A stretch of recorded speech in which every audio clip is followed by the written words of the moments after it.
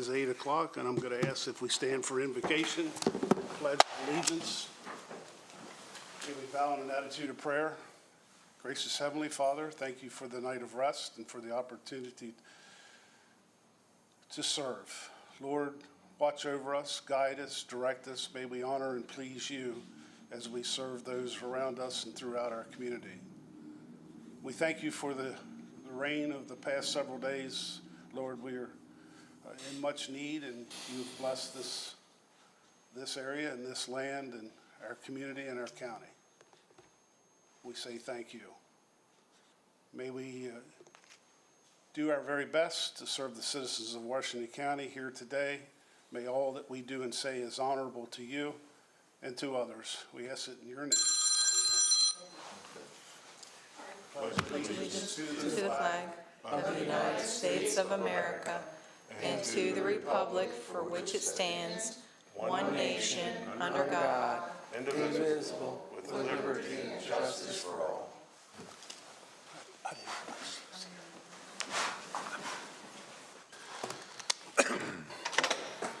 Before I call our meeting to order, Mr. Porter. Yes, public meeting. I'd like to attend my public meeting and speak and redress my grievances. Mr. Porter, I have a letter that says It's not legal, it's not valid. I have a letter that you're not to be here. I'm going to ask you to leave. You're asking me to leave public property on the record. Is that what you're saying? You have a registered letter giving you notice, serving you notice that for 6 months you're not allowed here. So You can't do that, but I'm going to leave anyway under the threat of arrest because I don't want to lose any more of my liberty than you've already cost me, you tyrant. Have a great day, guys.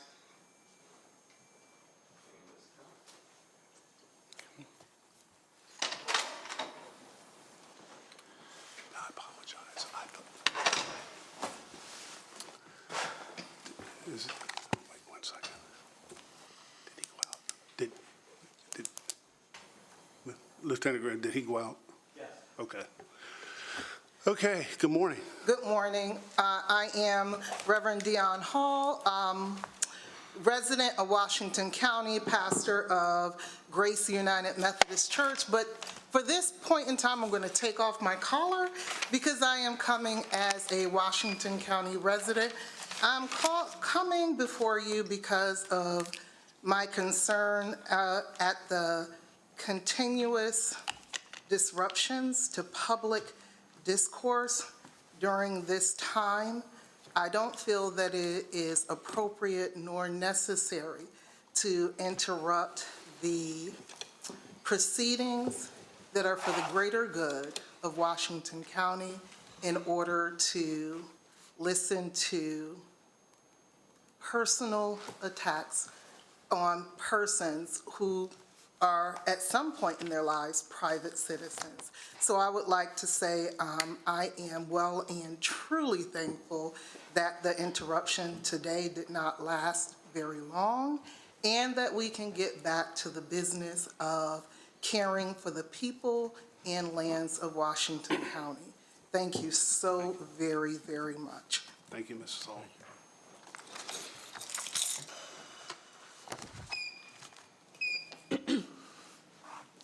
Next up is Curtis Ray.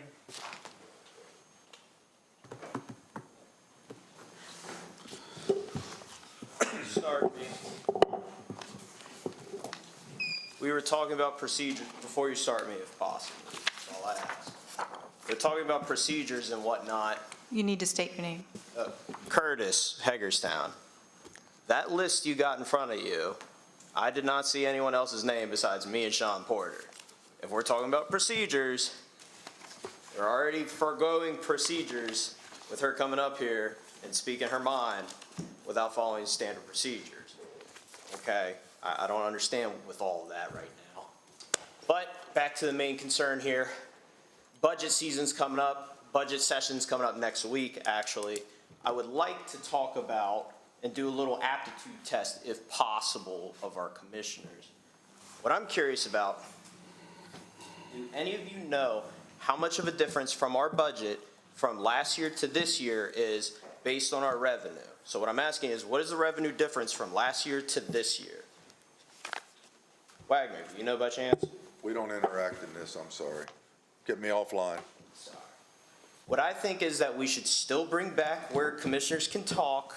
It's not you versus us. I believe that we should have standard dialogue. There's no reason for us to be fighting each other constantly. It's absurd that we are creating this wall. There's no reason for this. Back to another point. Why are we still fighting over the whole Sean Porter thing? This is taking up too much time. It really is. We need to be talking about our budget issues. We keep bringing this man up. Another main problem is I think commissioners should be 40-hour work weeks. That's another major concern I'm having, is because what's happening is you commissioners are showing up Tuesday, doing what you need to do for probably 4 or 5 hours, and then you're like, I'm going to pick it up next Tuesday. We are having major problems in this county. I wanted to have a little aptitude test to see if you guys are actually looking at the budget as a whole, because what's happening, we lost 10% of our revenue in 1 year. That is a major concern. We need to be looking into this. This is a very bad issue. And what's happening is you guys are just showing up on Tuesday, doing what you need to do, and then leaving. I'm more surprised to see you guys here during the weekday than I am when you're not. That's a major problem. I should be seeing you here Monday through Friday. It's what it is. I know we have extra things in our lives, but we need leadership right now. There needs to be a thing where you guys come together and actually start showing up here 40 hours a week. You need to start shadowing employees, because we're going to need to start firing. You need to shadow department leads. You need to figure out where we can cut costs where we can and become more efficient. There is no way that our government is 100% efficient right now. I highly doubt that. We need you guys to come together. Thank you. With that, I do not believe there's any other citizens' participation here this morning, so I'll ask for a recess until 9 o'clock. Clear the room. I'm sorry? Clear the room. Yes, please.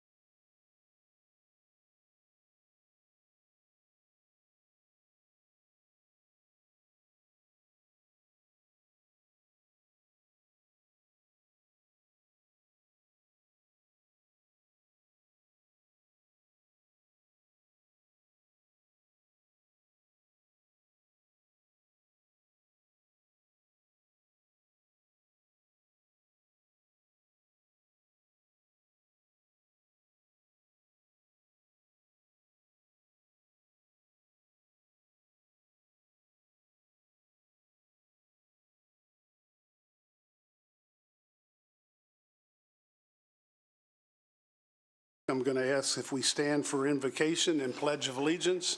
I'm going to call upon Reverend Hall to give the invocation this morning.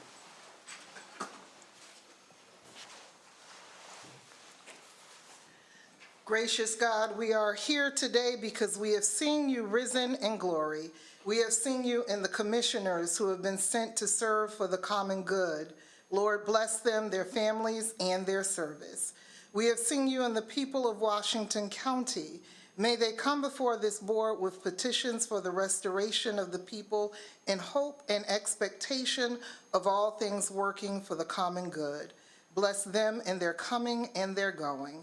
And finally, we have seen you risen in the glory in the lands we are entrusted to protect.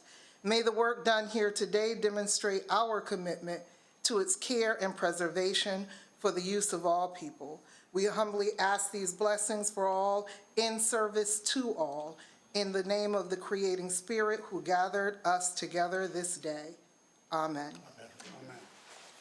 I pledge allegiance to the flag of the United States of America and to the republic for which it stands, one nation, under God, indivisible, with liberty and justice for all. Thank you. First on the agenda is approval of the minutes of April the 15th. Motion to approve the minutes of April 15th. Okay, we have a motion and a second for approval as submitted. All in favor by saying aye. Aye. Opposed, same sign, 5-0. No, Randy needs to abstain, he wasn't here yet. For Okay. April 15th. His Okay. first meeting Okay. was April 29th. Okay, 4-0. Okay, thank you. Next up is Commissioners' reports and comments. Commissioner Wagner, you want to go first? Good morning. Glad everybody could make it. I don't have any comments this morning, but welcome you all here. Okay, thank you. Commissioner Leatherman? Good morning. Just some quick items here. On Thursday night, I was able to attend Goodwill's dinner at Meredith's, and we celebrated 4 lives that were impacted by the activities of Goodwill, and it was a really pleasant, positive evening. We were very fortunate to spend time with them, see how they perform, how their services are provided to the community. So Thursday evening, Goodwill's dinner at Meredith's, a very positive event for our county. Glad I was able to attend on behalf of the citizens. Second item, at the Women's Club here, very close to us on South Prospect Street, Sunday afternoon, Alpha Sigma, locally, they provided an afternoon tea, so I participated, and it was a lot of fun. We raised funds for local charities, and then also some of the money goes to St. Jude's Children's Hospital in Memphis. Third item, yesterday on Virginia Avenue, 17,220 Virginia Avenue, as a matter of fact, Sheer Radiance opened, a hair salon. Great story. They've been in business for 25 years. They changed locations. They repurposed a building that they're currently moving into at that location. And the additional story with that family and this hair salon is they have purchased a 30-foot trailer, which they are providing or planning to provide in the very near future hair services to the less fortunate in our community. So something to look forward to. They're already planning ahead. So a lot of good things happening there. And finally, last night I was able to attend an open house here at Girls Inc. on West Washington Avenue. Every day, Girls Inc. during the school year has approximately 130 girls come to their location, and those girls are provided services between the hours of about 3 p.m. and 6 p.m. Each day, and it's a positive environment for them, a great learning environment, and just a lot of good things happening there at Girls Inc. So to them, Girls Inc., congratulations. That's all I've got. Okay, thank you. Commissioner Harvey, do you want to go next? Oh, thank you, President Barr. Just a couple of quick comments. One is, I want to thank our delegation that represents Washington County, led by Delegate Chair Mr. Weibel, and members, Delegate Valentine, Schindler, and Baker, for the great job that they've done in representing Washington County, as well as Senator McKay, Mike McKay, and Mr. Quarterman, both senators representing us. They did a lot of work in a difficult circumstance, being a super minority in Annapolis. So thanks to them. They gave a good rundown of their work and the issues and their perspectives last Wednesday at HCC. So thanks also to Dr. Jim Klauber and HCC for hosting that event. I think we are very fortunate to have very honest, concerned public servants in those members of the state delegates and our two senators. So thank you to them and all the hard work that they do. And we have a good working relationship with them, and I'm thankful for that. Second comment I'd like to make is that, occasionally we are hearing some things that I find humorous, sometimes a little disturbing, sometimes, disappointed in comments, some of those that occur in citizens' comments or some that occur in elsewhere where, people are either misinformed or purposely communicating false information or disinformation about things like our budget. Our budget is in a good position. We had to deal with some difficult changes brought about by decisions in Annapolis where they shifted costs or they made tax changes that had a disproportionate negative effect on our budget. But, we have got a great leadership team here in our staff and our chief financial officer and our county administrator who, comes from the financial world. And we made appropriate cuts and shifts and postponements and things. It's not without some pain, but there's about $20 million in changes and shifting costs that we had to adjust to and on short notice, and it was done remarkably well. And we have a balanced budget, and we will probably have some small excess at the end of the year. I anticipate that.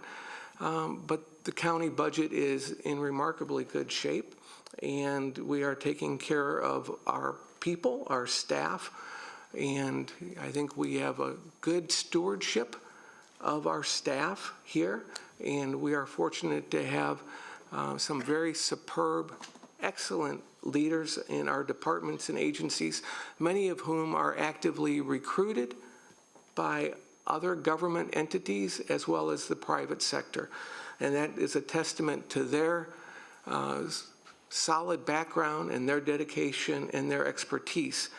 And I am thankful that those that I have talked to have made decisions to stay here rather than go someplace else because they do like the work environment here. They like the leadership team here by Michelle Gordon and the staff in the front office, and they appreciate the commissioners' attention to detail in our interaction with departments. And thank you to my fellow commissioners for everything that they do to stay on top of what's going on. Now, some people may not know, but a lot of the work that goes on here in this county, it doesn't occur here on Tuesdays. We have over 35 boards and commissions that we participate in the months of January, February, March. Every Saturday night seems to be taken up with another fire hall banquet. There are many events and business meetings that go on that are in the evenings that everyone here, we split the time up and we go to, as well as, the meetings. I just looked at some of the things that I've been doing. Meetings with, the economic development team, meetings with union leaders, meetings with the personnel department, meetings with our road crews, meetings with our PR team. okay? So, and meetings that we all have with our legislators individually. So it takes a lot of time, and you don't have to be here in the building. Matter of fact, you know, we do get blamed for having meetings here in the building when we don't have meetings, and false open meetings complaints are filed to try to stir up the pot when we weren't together and we didn't have meetings. We were just, you know, maybe in the building at the same time. I never saw Jeff, I never saw John, for example, on a day when all three of us were in the building. Didn't see you at all. So you guys were all doing your own thing and working very hard. So I just want to say, you know, there are a lot of naysayers that out there that will throw some shots at the commissioners and at the county, but, you know, unfortunately for some of them it's purposeful, some of them it's just ignorance, but, you know, I commend everyone here for everything that they're doing to work very hard, okay, to protect the interests of the county as well as to take care of the people that serve the county. And with that, I close. Thank you. Thank you. Well said. Appreciate your comments, Commissioner Harvey. Commissioner Klein? Good morning, everyone. I too also attended the Goodwill Horizon Awards. I think we did honor 7 of their individuals and recognize them for their hard work. Goodwill is a training ground to help develop people to move out into the world and be professional and be independent. So thank you to Goodwill Horizon for their continued support. I also stopped down Nutter's Ice Cream in Sharpsburg, historic and beautiful Sharpsburg. It was their 29th anniversary Saturday and Sunday, and at 2 o'clock there was 50 people in line. That's when they opened the door and the line stayed that long for the time I left. But a small hometown business that's also bringing people in from out of the area. Quite often when people are taking the tours of Antietam, they stop at Nutter's for ice cream. So congratulations to Nutters. And by the way, I think they've been the last 2 or 3 years in a row winners of the People's Choice for ice cream establishment of our ice cream trail, which begins in June, by the way. So stay tuned for that. Also stopped by Big Brothers Big Sisters Bowl for Kids' Sake event. It was their 41st anniversary of having that event. 100% of the funds raised for that event stays in Washington County for the kids mentoring program. And a lot of the Big Brothers, Big Sisters were in attendance with teams, with a lot of the kids. And it was a fun event. And to Tom Klein and his crew, Klein with a K, congratulations on another successful event. And yesterday I traveled to Cumberland for one of the 2 committees I do up there. The George Board, as it's affectionately called, the Western Round Economic Development Board. This board is coming to a close, and we finished out some allocations for some of the projects for Allegheny and Garrett County. Over $10 million each of the last 3-4 years were distributed to businesses in Washington, Garrett, and Allegheny County. And I want to praise my colleagues that are on that board for Allegheny and Garrett County for how well we worked together and made decisions. That concludes my report. Thank you, Commissioner Klein. Good morning. First, I'd like to start out by saying I want to thank my fellow commissioners because contrary to what some people may think or say, that we are extremely busy. I know how hard these guys work, the various meetings, appointments, and as Commissioner Harvey stated very well this morning, the late evenings, the early mornings, the tireless efforts that this board puts in is remarkable. And I've often said, as someone that's involved with MACO, Maryland Association of Counties, and I watch our peers around the state, and we are blessed. We're blessed by good staff, phenomenal staff, and 5 dedicated, hardworking commissioners, and I don't see that in some of the other jurisdictions across the state.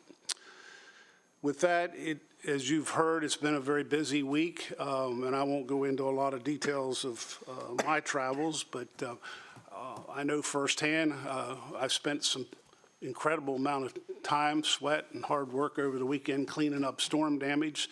So I want to say hats off and thank you to our highways and road crews and parks department, and because I'm sure it's been, 2 weeks now since the storm came through on Easter morning or late that evening.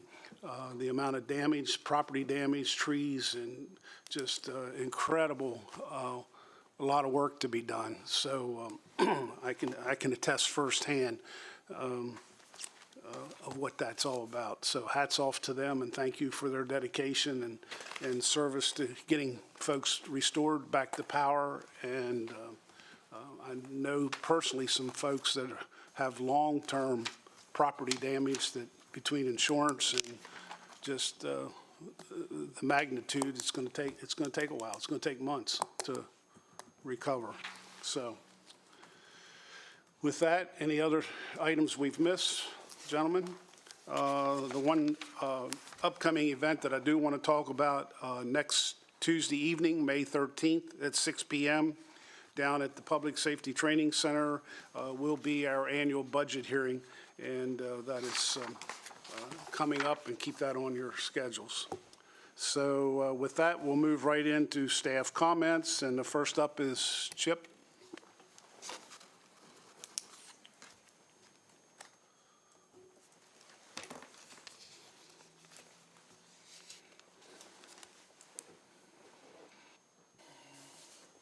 Good morning, Commissioners. Chip Rose, Director of Human Resources. I only have one, I think, relatively easy item for you this morning. Staff is asking for a motion to approve the revised offer to Corey Moen for position number 1653. This is the Superintendent of Landfill Operations. The offer is grade 15, step 10, with a salary of $42.34 an hour. Motion to approve. Second. We have a motion and a second for approval as submitted. All in favor by saying aye. Aye. Aye. Opposed, same sign, 5-0. Thank you. Thank you, Chip.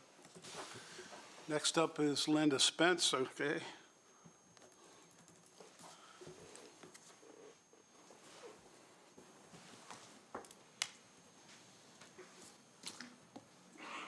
Good morning. Linda Spence, Financial Programs Administrator for the Department of Business and Economic Development.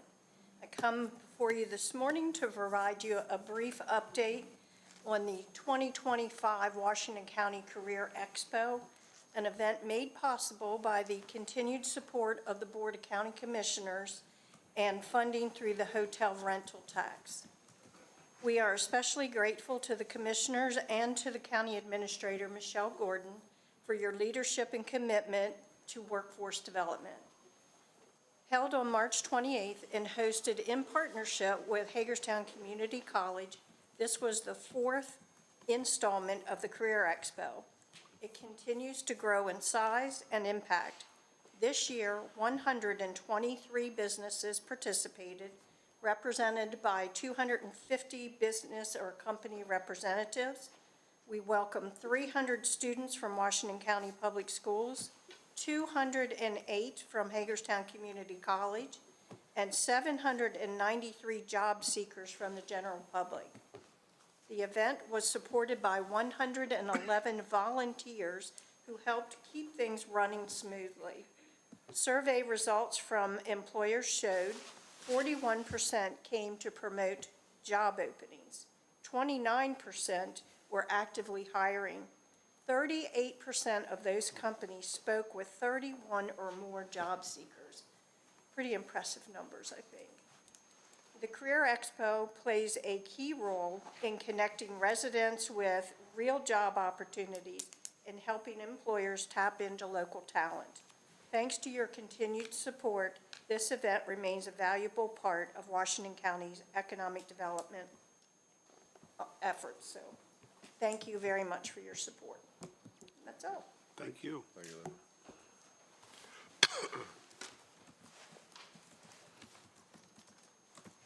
Bylaws update, Zach. Thank you, President Barr. Good morning, Commissioners. Zachary Kiefer, County Attorney. This morning, I'm seeking a motion and approval to make certain revisions to the bylaws of the Washington County Agricultural Education Center Incorporated and the Washington County Diversity and Inclusion Committee.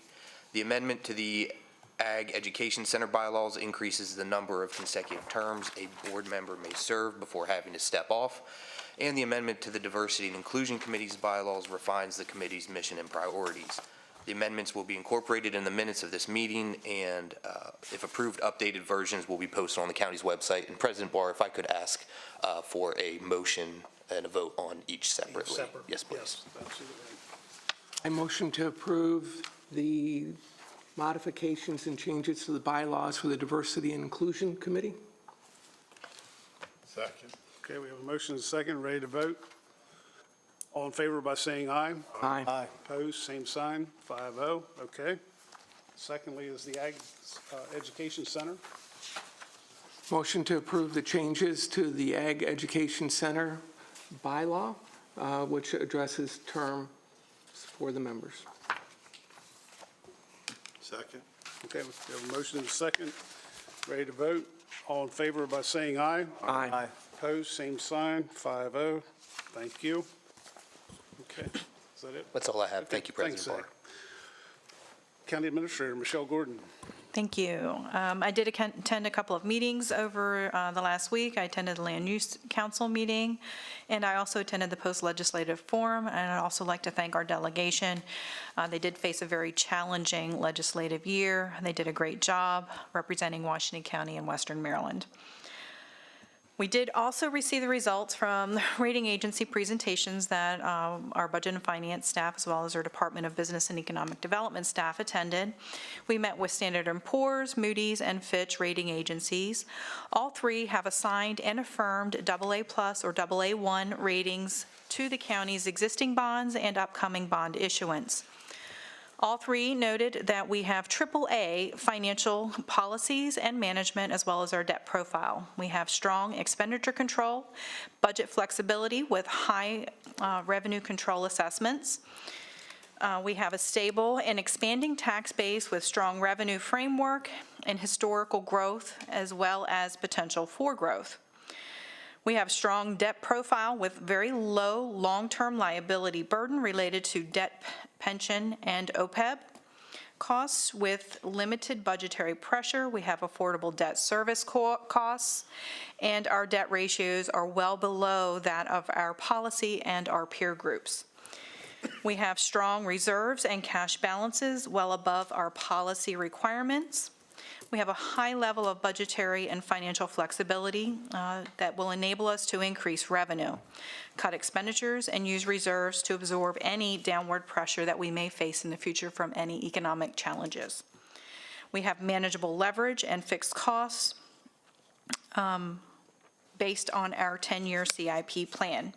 The county's weakness continues to be economic indicators, and those economic indicators are the median household income of Washington County and expansion of our GDP. However, as we have seen significant growth in commercial and industrial sectors, as well as the health and medical sectors here in Washington County, we do have high hope that those will change within the next 5 to 10 years.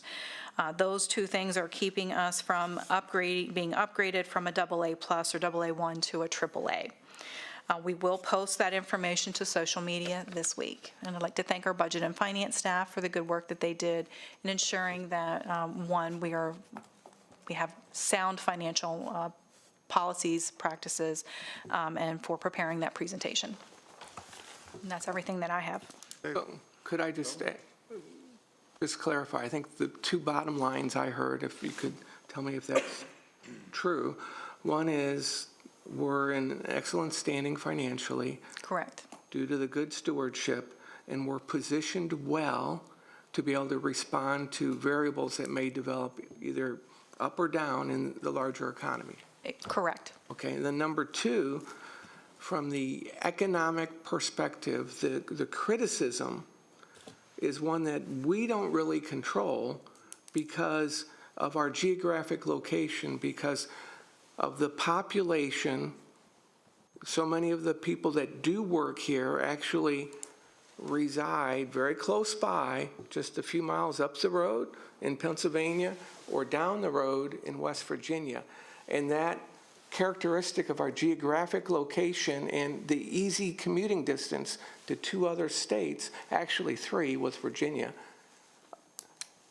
actually inhibits a little bit of our possibility for a strong assessment. It does, and I stress that to all three rating agencies, that Washington County is very unique in Maryland in that at our narrowest point, we're only 2 miles wide, and at the core, we're about 10 miles wide.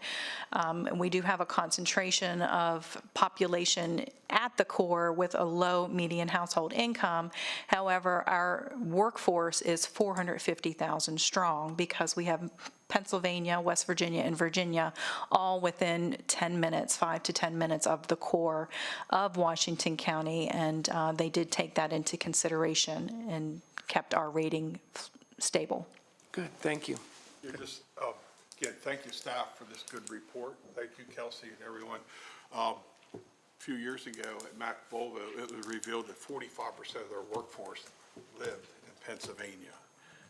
And that goes to confirm some of the things we're saying about the width of our county and how people have easy commute to these different industries. So we have a 450,000 person workforce, and our resident is 150,000. Correct. And just to echo what Commissioner Klein has said, here just in Washington County government, we have done that survey as well. 40% of our workforce lives outside of the county. Thank you. Okay, thank you. With that, we'll move to tab number 1 in our booklets, and that is Drug Treatment Court Month, May of 2025.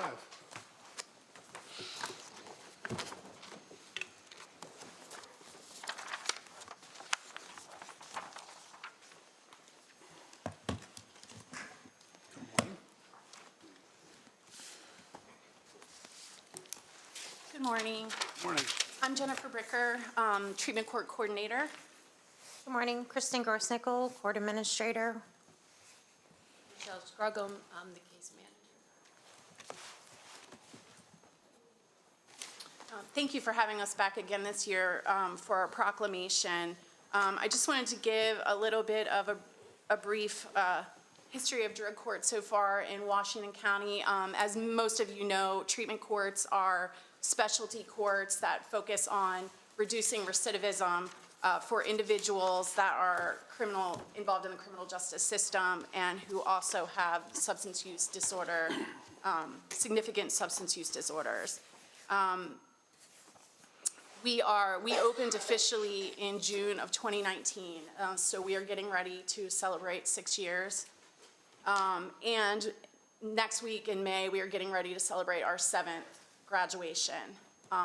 So I am pleased to report that we have 32 now with our current graduating class, 32 successful graduates in this program. As you know, or you can probably imagine, there's a lot of hard work that goes into getting to that point. We did invite today 3 of the 5 graduates. We wanted them to take part in this with us, so they're here to show support as well. I'm also happy to report that we have been studying our program and our recidivism rates. And most recently, this is in-house, of course. We don't have a comparative study for those that were not in drug court at this time. That is something we're going to be doing. But right now, in-house, just with our participants, we have a 71% success rate after graduation. So that's, of course, not considering our new graduates. Many of those graduates now are in their 5th year of sobriety. And so one of the statistics that's really important that I've shared recently is that once someone reaches sobriety between 4 and 7 years, they increase their rate of long-term sobriety to 86%. So that's a really big milestone for many of our participants, our 2 first classes. Many of them are seeing 5 years this year. The next step for us, obviously, is we're studying the recidivism. We're going to look deeper into those that have committed new offenses. We're at 29% currently from the graduating class. 37% have reported that they have had a relapse, but not all of those people have also received new charges. So I believe it's 8 of the 27 prior to this class have received a new charge. Our court administrator has been working really hard recently on doing some research on evaluating the treatment court as well, so I'm going to let her speak to what she's been doing. Good morning. And first of all, too, I wanted to say that Judge Wilson is sorry he couldn't be here with us today. But this past year, I've actually been part of a fellowship program through the National Center of State Courts Institute of Court Management program. And with that, I've been working with Jennifer and Judge Wilson and our Director of Problem Solving Courts in studying our adult drug court program. And I've been looking at our adherence to best practice standards for target population, two intervals of that, which focus on early entry into the program and targeting the correct population of high-risk, high-need individuals. So with that, I've actually learned a lot about our drug court program and how great it is and how much, we're really helping some individuals. And, but with that, I'm making recommendations based on my findings. We've been collecting a lot of data and looking at ways that we can, keep doing well in some areas, in areas that we can improve, and meeting best practice standards, and then we'll go from there. And so that's one of our things too, is that, okay, we're in our 6th year, we've, been studying those first 5 years. So how can we collect more data and actually use that to make improvements to the program? So it's been very good, and I want to definitely recognize not only our participants who have worked so hard to get where they are, all of them. It's a long program. It takes 18 to 21 months on average to get through the 4 phases. They've worked very hard through that, but especially our coordinator, Jennifer Bricker, and our case manager, Rochelle Scruggum. The 2 of them put in endless hours outside of your normal working hours, and should definitely be recognized for their hard work. And then, of course, Judge Wilson, who supports in the program as our drug court judge. So. Thank you. Michelle? Any of the graduates want to say anything? Can I put them on the spot? You want to come on up to the microphone? I want to.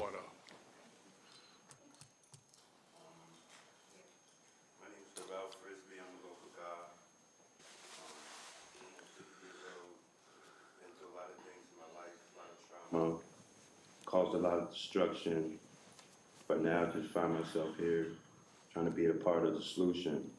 I thank drug court so much is because it gave me a strong foundation to build off of. Like, I go to school, about to have my degree in social science, and if it wasn't for these 2 ladies or whatever, I consider you friends and not facilitators. You helped me through some tough times, and I'm really appreciative of that. And to the Sheriff's Department, you guys are wonderful. Always got a nice word, kind word to say every time you walk through the door. I could be having a bad day, and I just think about them. Always having a nice word to say about how you doing. You all right? Judge Wilson too. You make sure we're all right. I've seen a lot of people strive in drug court. Drug is it's bad, and it takes time to change. But people can change. You just gotta have faith in them. Don't give up on them. Thank you. Congratulations. Way to go. I do have a comment. Many of the commissioners sitting here have been to many of your graduations, and heartfelt stories from the heart like that are very moving. So congratulations to all the graduates and for the courage to come here today, and to thank each and every one of you, Judge Wilson, all those involved. It is a moving time to be in that audience with the family and the support mechanism that these folks help as a product of your program. So we thank you. Thank you very much. I always appreciate all of your support too. I know that many of you have been to a lot of those graduations, and so it's always nice to see that. And just segue into that, our graduation will be Friday, May 16th at 1 o'clock, so we will send out invitations I think today we'll be able to do that. So everyone, please come join us for that celebration. There'll be 5 graduates this time. Okay, very good. We do have a proclamation to present. Anybody want to present it? Go to the president.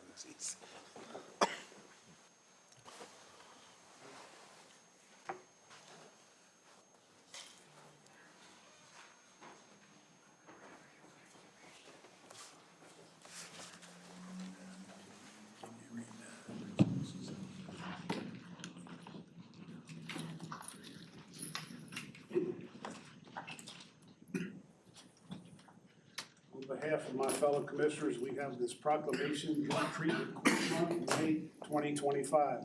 Whereas, according to All Rise, treatment courts are the most successful justice system intervention in our nation's history for reducing crime by addressing substance use and mental health disorders. And whereas treatment courts save an average of more than $6,000 for every individual they serve, and whereas treatment courts provide a range of economic benefits to the community, such as reduced cost in court and prison expenditures, increased tax revenues, lowered foster care expenses, and decreased costs related to victimization. And whereas treatment courts combine accountability with evidence-based treatment, and whereas treatment courts annually refer more than 150,000 people to life-saving treatment and recovery support services. Whereas, according to All Rise, treatment courts significantly improve substance use and mental health disorder treatment outcomes and prevent fatal overdoses. And whereas treatment courts facilitate community-wide partnerships bringing together public safety and public health. And whereas there are now more than 4,000 treatment courts nationwide, and whereas, a lot of whereases here, treatment courts demonstrate that when one person rises, we all rise.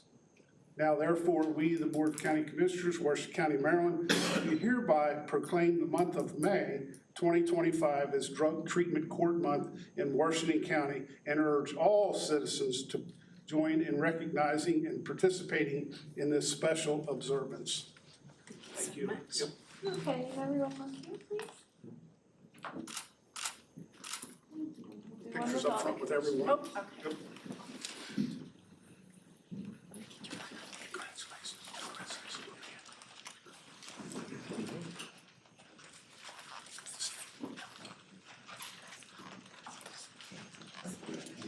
Some of you on this side of Jennifer too.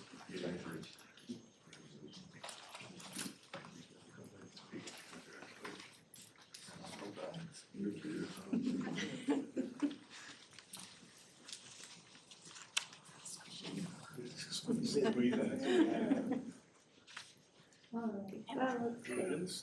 Here we go. 1, 2, 3. Thank you.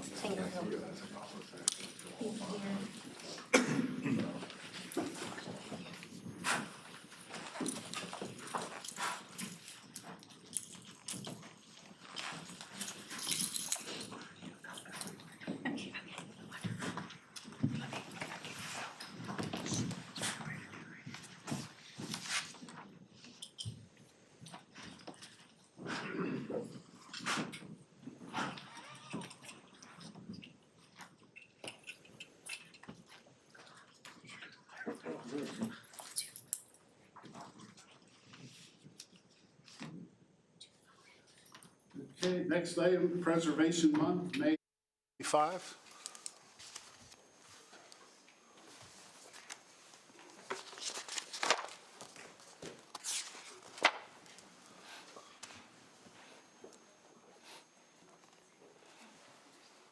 Good morning, Commissioners. Megan Jenkins, GIS Coordinator with Department of Planning and Zoning, and I also work with the Historic District Commission as their staff. I'm Andy Stout. I'm the Executive Director of the Washington County Historical Society. I'm Laura Lane Unsworth. I'm the Vice President of the Washington County Historical Society. And we thank the Commissioners for yet another May proclamation for Preservation Month. I did want to highlight some of the things that the county is supporting through Preservation Month and then turn it over to these two to talk about their great work here in the county as well. So for the Historic District Commission, we've curated some social media posts that you'll see throughout the month of May, each Monday, Wednesday, and Friday. The main one that I like to highlight is our Washco Love Historic. This was a very popular social media outreach last year where our citizens submit historic structures that matter to them most and why. And we have some submissions already this year, so I'll be happy to share those. And our Historic District Commission also shares some of the historic structures that are important to them. So you may have already seen our chairperson, Lloyd Yabner's home in Roarsville, and that was a very popular post, a very beautiful home. I encourage you to check it out. New this year is we're also trying a digital scavenger hunt, and I've brought along some brochures for you guys as well. That's just to encourage our citizens to go out and see some of the wonderful historic resources that they may not have noticed as they drive throughout the county. It'll get them into some areas that they may not have been before. And then also on May 7th, which is this Wednesday, at 5:30, the county, the Washington County Historical Trust, and Preservation Maryland are sponsoring a Research Your Historic Home presentation at the Washington County Library. Again, that's 5:30 here at the one on 100 South Potomac Street. And then I also wanted to bring up the Maryland House and Garden Pilgrimage that is happening in June. That is June 7th. And that is a nonprofit organization that does tours of unique homes and gardens. And this year we are happy that it is also in Washington County. They do several different counties throughout the state of Maryland. Again, it's a nonprofit. It supports the different historic organizations and structures that we have here in Maryland. And again, Saturday, June 7th, you can find more information on mhgp.org. It is a ticketed program, but you get to see some beautiful sites throughout the county, at least 10 of them here in the county, and they are under private ownership, so you may not be able to see them without a tour like this. So let me turn it over to you guys. Well, first of all, on behalf of everyone at the Washington County Historical Society, just thanks to the commissioners for all the great work that you do and for your support of historic preservation in the county and of the society. The society is a 501c3 nonprofit organization that was founded in 1911 and acquired the Miller House Museum across the street in 1966.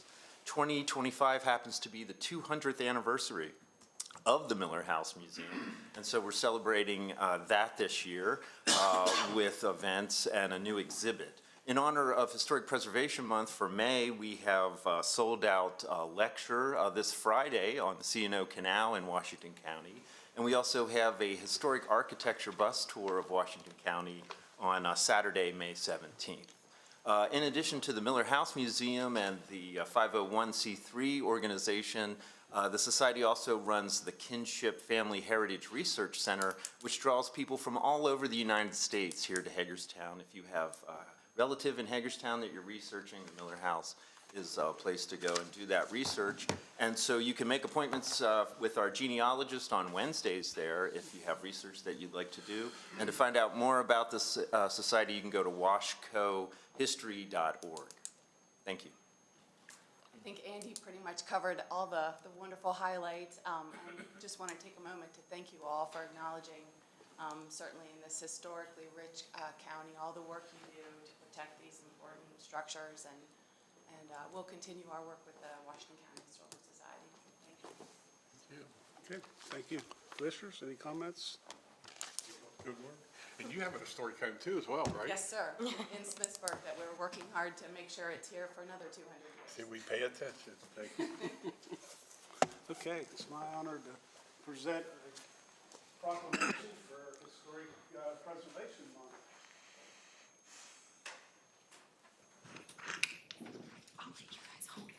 And on a personal note, my home in 8 years will be 200 years old. Oh, that's wonderful. So, on behalf of my fellow commissioners, I'd like to present this proclamation, Historic Preservation Month, May 2025. Whereas historic preservation is an effective tool for managing growth and sustainable development, revitalizing neighborhoods, fostering local pride, and maintaining community character while enhancing livability. And whereas historic preservation is relevant for communities across the nation, both urban and rural, and for Americans of all ages, all walks of life, and all ethnic backgrounds. And whereas it is important to celebrate the role of history in our lives and the contributions made by dedicated individuals in helping to preserve the tangible aspects of heritage that have shaped us as a people. And whereas the sharing of knowledge between historic tradespersons, historians, museums, and citizens is essential for the appreciation and continuing existence of historic resources. And whereas historic preservation is supported by the Washington County Historic District Commission, Washington County Historical Advisory Committee, and many other state and local preservation efforts. Now therefore, we, the Board of County Commissioners, Washington County, Maryland, do hereby proclaim the month of May 2025 as Preservation Month in Washington County and urge all citizens to join their fellow citizens across the United States in recognizing and participating in this special observance awarded this 6th day of May 2025, signed by the County Commissioners. Thank you. I appreciate it. Thank you. Okay, 1, 2, 3. Thank you. Okay, and up front for a group picture. Thank you. Good to see you.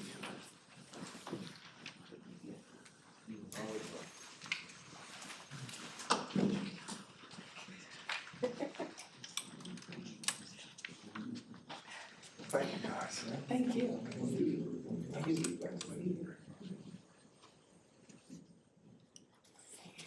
You caught me out. I should stress to you guys, I'm also into funding. That's totally forget. There's a story behind that. Okay. 1, 2, 3. Thank you. Thank you. Thank you. Thanks so much.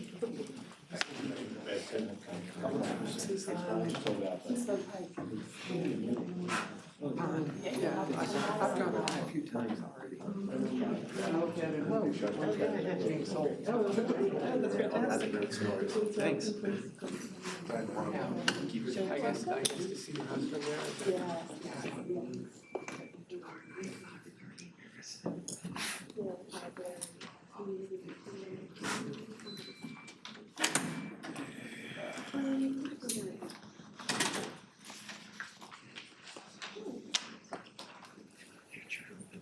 Call me, seriously.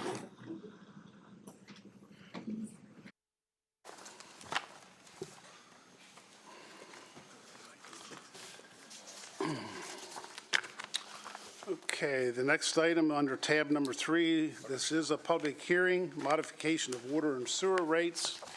And as we get started, the purpose of this hearing is to hear public testimony concerning the matter. The procedure is as follows.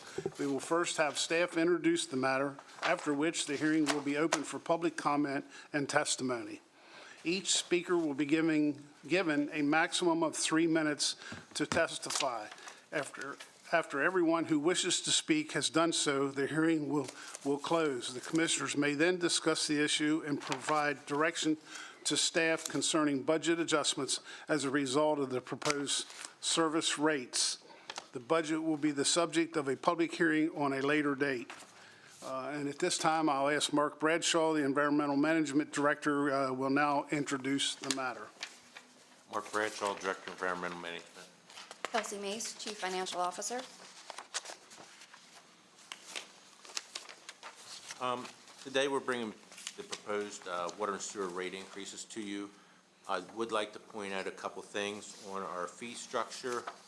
The previous water and sewer rate was approved for a multi-year increase, and we're in year 2 of the year 3 multi-year that was approved. So the rates have increased, but they are not going to be reviewed today unless you bring it up. But there is one other thing we'd like to discuss under the administrative fees. Under the plan review, it has in parentheses per sheet, per set. That should read per sheet is the fee that we charge to review drawings. We don't charge the full amount for the entire set of drawings, like if it's 50 drawings a set. We only charge for the ones that have the sewer on them. So maybe 50 drawings a set, but we may only have to look at 10 drawings. We only charge that fee for 10 sheets. I'm not sure where the error was, but this year I noticed that it had per set, and it's always been per sheet the past 20 years. So anybody have any questions on the proposed rate?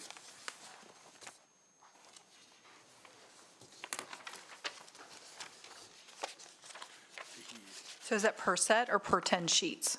It will be per sheet. It's $120 per sheet or 120 per 10 sheets?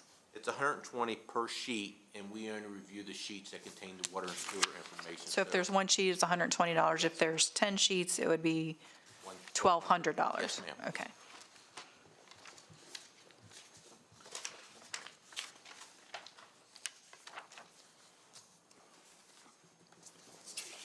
Okay, any discussion? Hmm?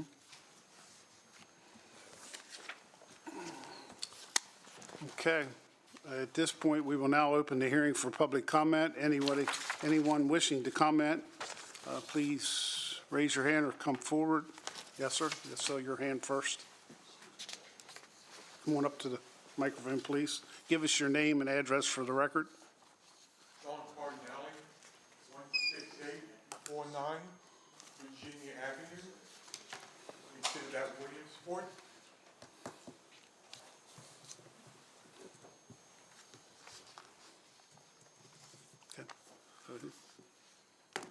Go ahead, sir. Whatever's with your comments. Yes, I do. As a single man, 63 years old, that I've lived in Washington County pretty much for all my life. I've been dedicated to working since I was 14 years old. Never in my life have I ever called off for sick or for any other type of anything related to sickness. But I have noticed that being on, living in Williamsport, which I love a lot, I do not understand why I have to pay an exorbitant amount of money for my sewage bill. I want to know, and I am also wondering why we're going to get increased 2 more times for our sewage bill. I cannot afford it. As a single man, I cannot afford it. And this is over the top. I do not use or violate my usage as far as water consumption or sewage consumption. And to pay all this money is uncalled for. I live on Virginia Avenue, and what gets to me is at the bridge, as soon as you cross the bridge to go into Williamsport, the fees are completely different. And I want to know why. If I live in Williamsport, why am I paying for not only for Hagerstown, but for Williamsport also? My bill used to be $147. Now it's $155 and change. It's $8 difference. And I'm sure you're going to be raising it 2 more times, because I've been told it's going to be raised 2 more times. How much more blood can I give?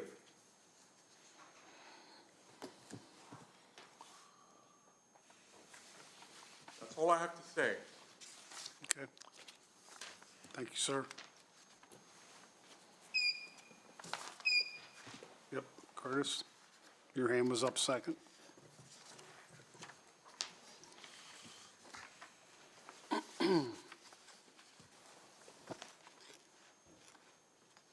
Name's Curtis Ray. I'm from Hagerstown, Maryland. I'm glad that we're so fiscally responsible that we have to raise everyone's fees and for sewer and landfill. I just recall at the commissioner comments that we were so fiscally sound, but somehow all these fees are going to be rolling out soon. Taxes will probably have to be increased. What happened to all this fiscal responsibility that we were yammering on about? We know how it is. This is not hidden. What you're doing is being deceptive to the people, okay? Everything I've been saying is backed by empirical data. I reference everything I say, which the 2024 financial audit document. You guys are saying that we're a double A looking to be triple A. The only reason we didn't get downgraded from a double A to a single A was because of COVID. That was it. If you actually looked at our financial documents, it's because our asset value climbed astronomically like everyone else's did. Okay, so if you owned a house that was $300,000, it's probably worth $450 now, right? Same thing happened with the county's assets. That's the only reason we didn't get downgraded.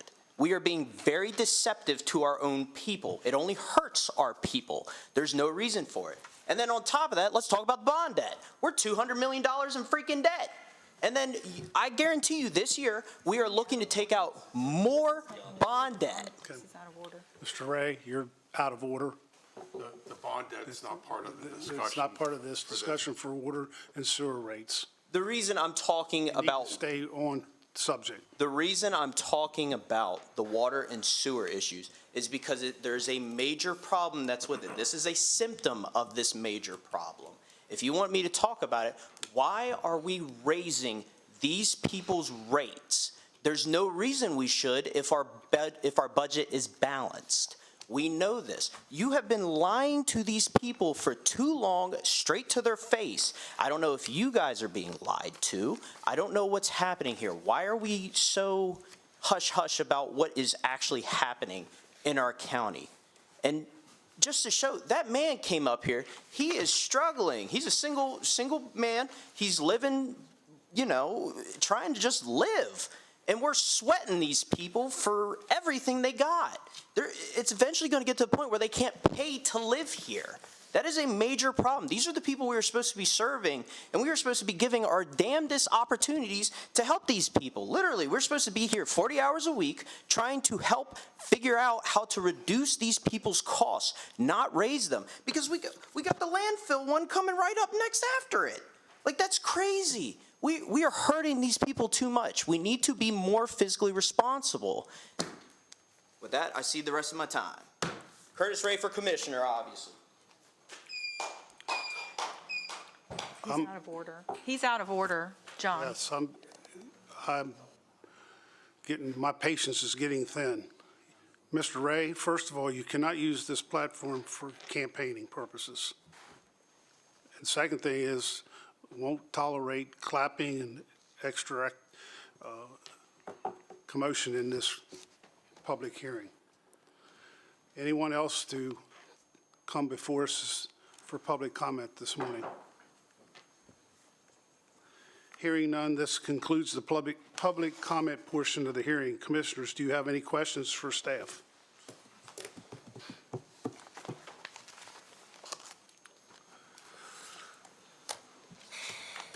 I guess the first question I have, this is an enterprise fund? This is an enterprise fund, correct? Correct. So Could we explain what that is so that the audience would understand that there's a responsibility for an enterprise fund to be balanced, charging what is required to maintain the operations, keeping in mind inflation, labor, and all the other costs that go into it, that it is a separate entity from the overall budget? You are correct. Enterprise funds must be run essentially like a business, which means that the fees that we charge for services must cover the cost of providing those services. We've experienced significant inflation related to chemical costs for treatment, for operating costs related to repairs and maintenance of equipment, and various other things. So inflation is driving the cost up for providing the service, which means the fee needs to increase to cover the cost. The cost of this service shouldn't be borne by the taxpayers who are not using the service. And second question I would have is similar to the 911 center and others, which are supposed to be enterprise-based.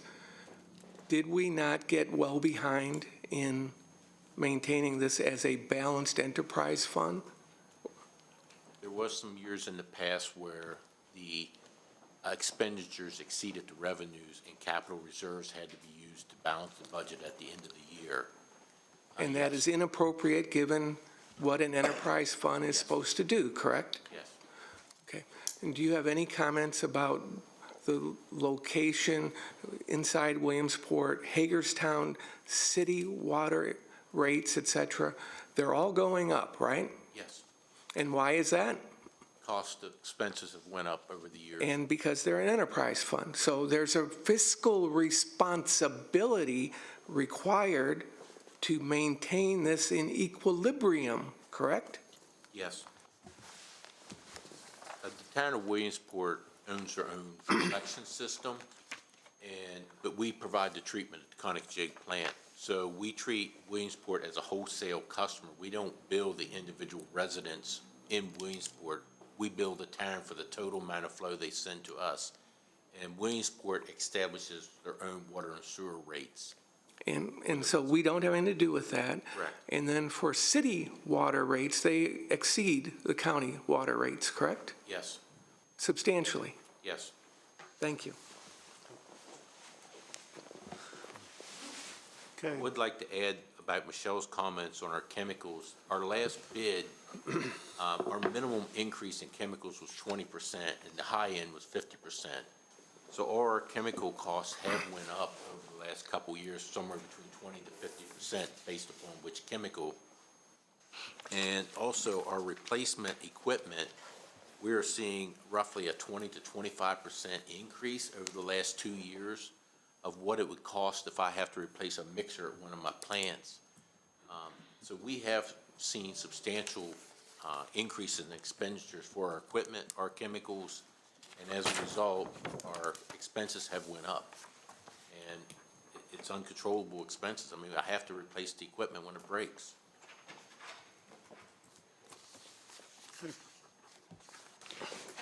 Commissioners, any other comments? Now, we do recognize that people on fixed incomes are stressed.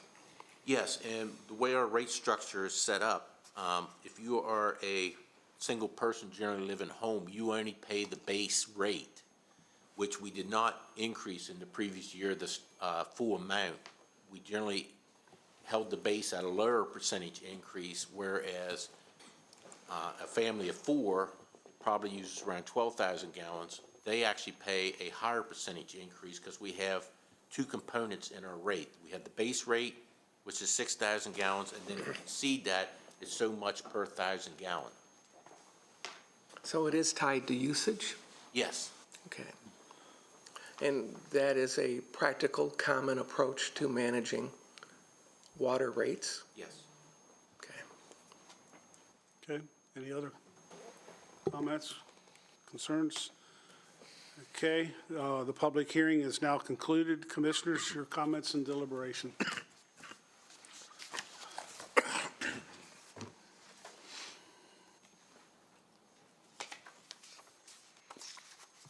We have a motion for approval, or you want to? I've looked at this closely, and I motion to approve this rate change. I don't think, sorry, there's a bit of point of confusion there with sort of the layout of what's generally, how we generally do these public hearings. These are part of the budget, or do you need an approval Yes. today? So they can choose to vote and approve today, or they can choose to table it until after the budget hearing and approve prior to adoption of the budget. Thank you, Kelsey. Sorry about that. But it is an enterprise fund. Yeah, you're right, you're right.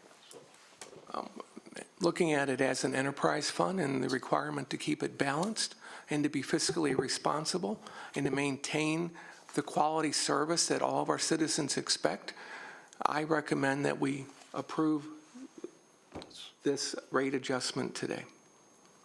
Second. Okay, we have a motion and a second. Ready to vote? All in favor by saying aye? Aye. Aye. Opposed, Aye. same side? Okay. Thank you. Okay, thank you. I'm sorry. No, I think it was an enterprise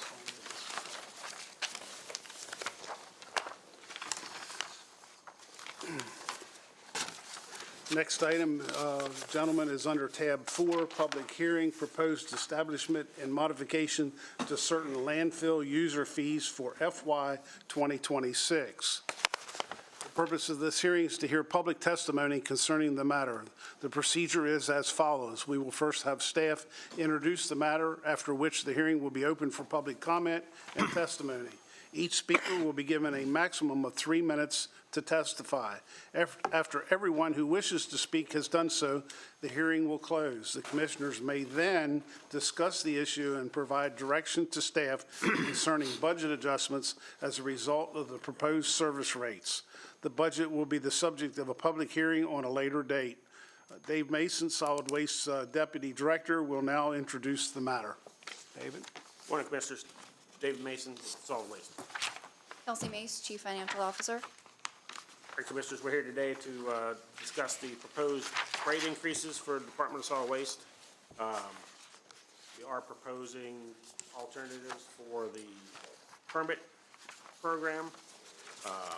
Option 1 would be to keep the program as it is with individual permits for trash, yard debris, and recycling with the increases shown.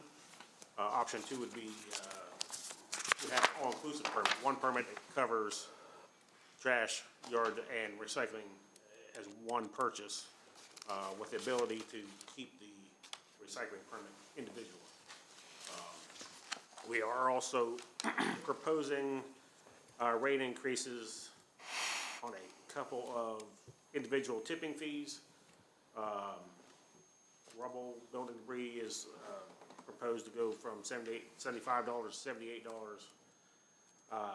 Individual tires, tonnage rate from $162 to $250 per ton.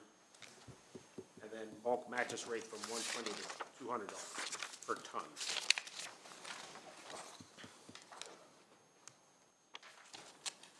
If you would like me to discuss in detail any further the increases, we can do that. Any interest in specific items? For me, it looks like that even the worst-case scenario is about 6 or 7% increase. Correct. You need to open it up for public comments first. Okay. Okay. Okay. Okay. Let's apologize. We will now open the hearing for public comment. Anyone wishing to come forward and comment first?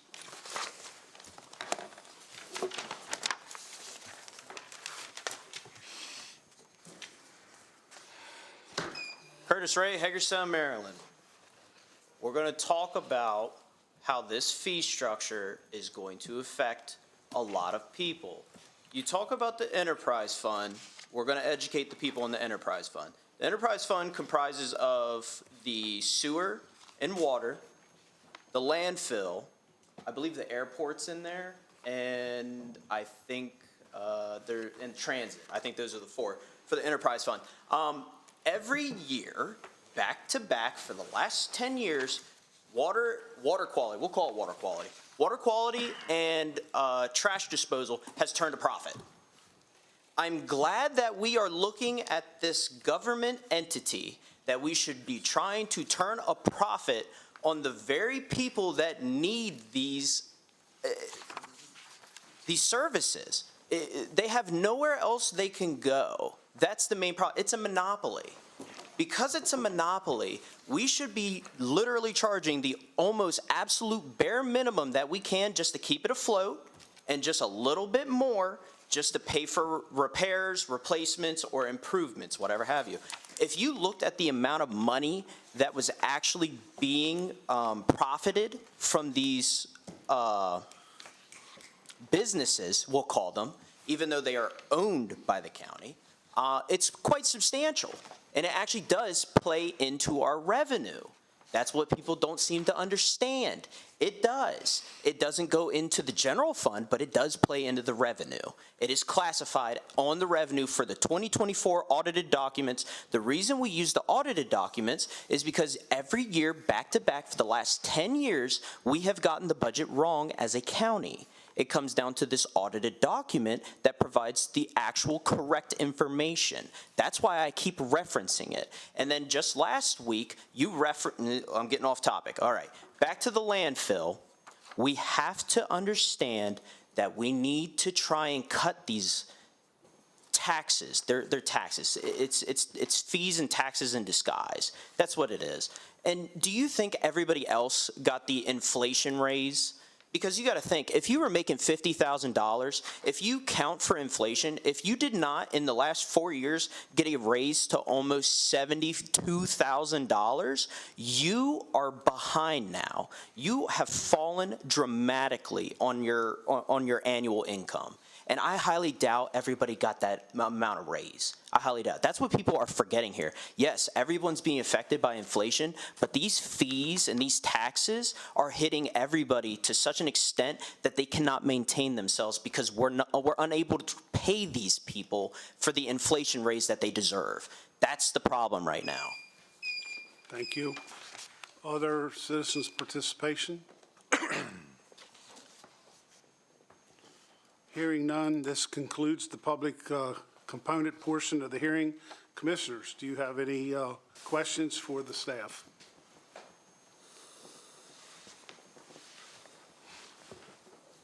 Dave, just to clarify, what the fee for, which most people do is just waste and recycle in some cases and. As far as permits or tipping fees? Yeah, permits. Permits, yeah, trash permit is the most popular. Right. Recycling would be second. We do have a influx of yard debris in the spring. You know, people come in and just buy yard debris permit in the spring, winter, clean up the yards and whatnot. Trash is by far the largest component of the permit program. So there's your options to combine everything. If you combine in one permit, it may penalize the people that don't use the recycle or the trash or. It may, and we talked a little bit during my budget presentation about, what might be the best plan and who might, complain. I mean. For instance, from a commercial trash and recycle vendor, I pay close to $400 a year. Well, Correct. That's pretty, just for trash and recycle. For your curbside. I mean, that's an option if they wanted to use the landfill, but of course that involves a truck and getting there. Yeah, bringing your own trash, yes. Yeah. Yes. I mean, we are significantly less than any curbside Right. hauler. I think the lowest for any curbside pickup is about $90 to $100 per quarter. That's about right, yeah. Does it need to be an option 1 or option 2 as an alternative, or can it just be one of the available permits that they can choose from? One of the available. So if somebody only wants a residential trash permit, they can purchase that, or if they only want to That's the way it is currently, So can we provide this as a third option? like the all-inclusive. Right, so they have the option to purchase the trash permit only, the yard debris permit only, or they could get the all-inclusive. I mean, right now you can buy all 3 permits, Right, but you pay the. the all-inclusive option, is that the same price as buying all 3 separately, or would that? It would with the current rates, or with the current proposed increases. It is, would be the same. so,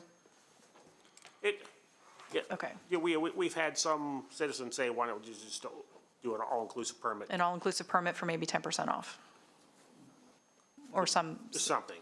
I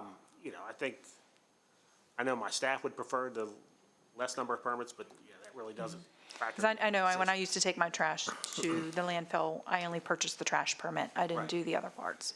I mean, if we were going to go with one of the options, I would say we stick with the current structure. The separate, okay. I think we're going to get complaints either way, but I think it just kind of fits the needs of the citizens more. Yeah, it sort of makes sense. If I bring just yard waste, it's X amount of dollars, that if I throw on a regular trash, I think it's like 10 extra bucks or something at tipping, isn't it? Yeah. So you only do that maybe a couple times a year, maybe, I don't know. So, I don't know who, the most usage, obviously, trash. Right, correct. Yeah, and as far as recycling goes, the permit does not cover all the fees. Yeah, you do have some decent discounts for senior citizens and veterans and Right. things. Well, I mean, just the recycling sticker alone. Right. It was introduced, I don't know, 15 years ago at $36. We haven't raised it since then. Right. you know, we understand that recycling, we're gonna lose some money, but we need to have a program, we're required to have the program. So we're just trying to recoup some of our costs. Isn't that true that you just mentioned a key point? How much of what you do is required by MDE or imposed requirements that have increased costs over the last 10, 15 years and continue to be modified and adjusted to increase our costs? Yeah, that's 100% true. We are required to have a recycling program in Washington County. And that costs us more money than we get from anything. Correct. Correct, okay. The second thing is, how much does one of the major movers of trash cost to purchase? For moving the landfill, the trash in bulk, your equipment? Okay, like a bulldozer? Yeah. I mean, we just bought a D7, or leased a D7 last year. We were close to $1 million for that one piece of equipment. Okay, and. It was about $800,000. Correct, and you have a lot of equipment out there, different types. And it's a substantial investment. And Kelsey, is there such a thing as a profit at all? I'd have to look back at the financial statements to see what number. No, but there's no such thing as a profit. No. There's money that you receive in excess that has to be built up into a fund that is used to pay for $1 million piece of equipment. So that is not a profit. That is part of an enterprise fund. And some people have real confusion about what an enterprise fund is and how it has to be balanced. May I interrupt? Also, this excess also goes to closing cells, correct? And there are costs when we fill up one cell and open up a new one? Long-term costs. So that's part of that money that goes Yes, I mean, we budget every year for closure costs, closure, post-closure costs. You know, we build in payment for our debt from building previous cells. I mean, that's all built into our budget. And explain what a cell is, just to. So it's the acreage that we have lined per code to accept waste. And there's a code and a cost to line it. Yes. And then there's a cost to close it, to open up a new one. When 40 West is closed, we will have to cap it with a synthetic liner and maintain it for 30 years. We have reserve accounts to pay for that. Also like to add, for enterprise funds, we do have a policy requirement of a 25% of operating expenses as a reserve. So as our operating expenses go up, the amount that we need to meet that 25% also goes up. So if we do have revenue over expenses for a year, it goes into making sure that we keep that policy 25% reserve. And we need to be able to draw on that money to make the major purchases, correct? And that is in no way a profit, because that is part of an enterprise fund. Because if you didn't have that reserve, where would the money come from? The general fund. The general fund, which means that the users are not paying for it. And one of the good practices in government is to make sure that the users are paying the cost of what they use. Does the solid waste fund receive any money from the general fund? There is an appropriation from the general fund that helps pay the cost of the closed sites that do not generate their own revenue. Currently, I believe it's $450,000, which was reduced from $487,000 last year. So even these fee increases are not covering the cost of providing the services? And the general fund is supposed to cover some recycling fees and the closed sites, which I will tell you right now, $450,000 doesn't even come close to covering what it's supposed to cover, but. And actually, this year in the proposed amount with the reductions that we made, $394,000 is what's coming from the general fund. But the ultimate goal would be for an enterprise fund to be balanced. Yes. Correct. Now, Dave. Yes. You care about the rates that people are paying because you deal with these customers on a regular basis? And you aren't callous about that, are you? Are you trying to keep the rates as low as possible and still provide the service? Yes, we have not raised any rates since 2018. Correct. So that's almost 7 years that we have absorbed this. So I think that points to the fact that the county has been extremely sensitive to trying to keep costs down, just like we have not raised taxes. And we've not raised property taxes, and we've not raised other things, correct? Correct. Okay. Now, have you had to increase any personnel? We have. Okay, so that's another cost. Some people just want to ignore what the real costs are. Thank you. Dave, what's the life expectancy of our current landfill? Given the current tonnage rate that we receive, we're looking at 50 years. Now, realize that if our tonnage rate continues to increase, that life expectancy goes down. When the landfill was first built, in the whole conceptual phase, the engineers estimated a daily tonnage of 280 tons per day. And that's where we often hear the 100-year lifespan of what was expected. We are well above that now. I just did the numbers this morning for last month, and we averaged over 600 tons a day. Wow. For the month of April. We are consistently at 550 or more tons a day for the last probably 3 or 4 years. So this is one of those things that I watch on a regular basis. You know, Kelsey and I have kind of planned out cell design and construction for the life of the landfill to make sure that the funds are in place when we need them, and there are no surprises. You know, we're probably going to build a new cell every 5 to 6 years based on current tonnage, and you're looking at $14 million per cell, average with today's rates. So this landfill isn't a cheap business, you know. Equipment, infrastructure, you know, we just need to keep on it and try to keep ahead. I was at the landfill and I don't remember what I was dropping, building materials, I think. And next to me, a commercial hauler pulled in and offloaded an entire compressed truckload of clear plastic. Yes. And I said, "What's up?" And he said, "There's no market." Correct. Has that changed? No. Recycling is very difficult right now. You can't get commercial businesses to do it regularly. It's like every other business. You know, you don't get into it because it's the right thing to do. You need to find a way to make money to do it. And that's just, the money's not in recycling right now. So I'm going to use the word, there's a deception that we are doing something that we're not able to achieve because the market doesn't permit it. I mean, our recycling program, you know, the residents who bring their recyclables in, they are recycled to the best of, you know, the provider's ability.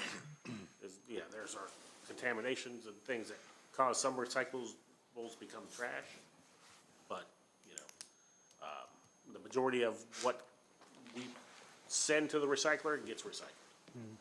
But it's on the larger scale that it's just kind of a disconnect right now. Thank you. One last question from me. Kelsey, although this is an enterprise fund and we want it to be balanced, overall, it is not operating in a balanced way. It is still subsidized by all the taxpayers, correct? Yes, at $394,000. Right. Thank you. Okay, any other discussion? With that, the public hearing is now concluded. Commissioners, do you have any final comments or considerations here today? I commend you, Dave, and your team for everything you're doing. You're working really hard and you're trying to keep costs down, and I know you've been doing that, trying to make sure that any provider inputs are, you know, found at a best price, as well as leasing instead of buying it when appropriate in order to keep costs down. You are a, you know, fiscally sound manager of your operation, and Kelsey, appreciate what you're doing. I motion to approve. I'll second with discussion, only because we had a couple options there that we haven't really dug into. I think the option, I think I would keep it as individual. Okay. Because it's 130 to 135 proposed, and I think we'd penalize the person who doesn't do all the above by having to buy an all-inclusive. So I would prefer we kept it as individual permits Mr. Harvey, is that okay for? Yeah, it's fine, but if someone wants an all-inclusive They can still buy all three permits, at the same time, it's the same cost. roughly, yes. Yeah, okay. And a second? Yes. Okay, was that a motion and a second? Okay. Ready to vote? All in favor by saying aye? Aye. Opposed, same sign, 5-0. Thank you. Thank you. Thanks, Dave. Next item under tab 5 is a public hearing. The purpose of this hearing is to hear public testimony concerning the matter. The procedure is as follows. We will first have staff introduce the matter, after which the hearing will be open for public comment and testimony. Each speaker will be given a maximum of 3 minutes to testify. After everyone who wishes to speak has done so, the hearing will close. Commissioners may then discuss the issue and provide direction to staff concerning budget adjustments as a result of the proposed rates. The budget will be the subject of a public hearing on a later date. What I didn't report was this is a proposed airport rates and fees public hearing. And at this time, I'll turn it over to Neil Doran, the Hagerstown Regional Airport Director, will introduce the matter. Neil? Good morning. The biggest takeaway of the proposed changes to fees is we're largely not changing fees. We're just describing the change to one fee, which is our T-hanger rent, and that would be a 3% year-over-year increase. That's actually less than what we did last year when we increased it by 4%. We wanted to take into consideration that inflation had eased a little bit when comparing years. This is in line with FAA Grant Assurance 24, which requires airports to have as self-sustaining as possible a fee and rental structure, and that's what we're hoping to do here. We also have aging T-hanger facilities as well that are requiring more and more repairs and maintenance, increased insurance costs. We can see even when we have a high wind event how that can affect the T-hanger area. We have a large complex to maintain between individual hangar units and offices. We have over 130 relationships there to maintain. And I also want to point out that this supports our operational budget expenses as an enterprise fund. So we need to collect this money and keep up with fair market value. And we also have, within the next 2 to 3 years, our goal is to undertake a significant paving project in those lanes in between many of these T-hangers. It's grant funded, but the airport will have to supply at least $75,000 as our portion to get that work done. So yet another reason why we need to make these modest adjustments. I will also say the demand for the hangars is strong in the National Capital Region. If we have a hangar come available, it fills within a matter of days. We even keep a small list of interested ones as a waiting list. Happy to answer any questions you may have for me. Okay. Public comments first? Yes. We will now open the hearing for public comment. Anyone wishing to comment, please come forward. Mr. Ray? Yeah. Yeah. Name's Curtis Ray from Hagerstown, Maryland. I actually think the airport's actually really good. Big fan of the airport. I do believe that we should actually try and invest more into the airport, not just leave it as a enterprise fund, but actually we need to start allocating money from the general fund to start improving the airport, and I believe we should actually try and push it to become a cargo hub. The reason I say that is because we're so close to 70 and 81 that there's no reason that I don't think that we should try and push that.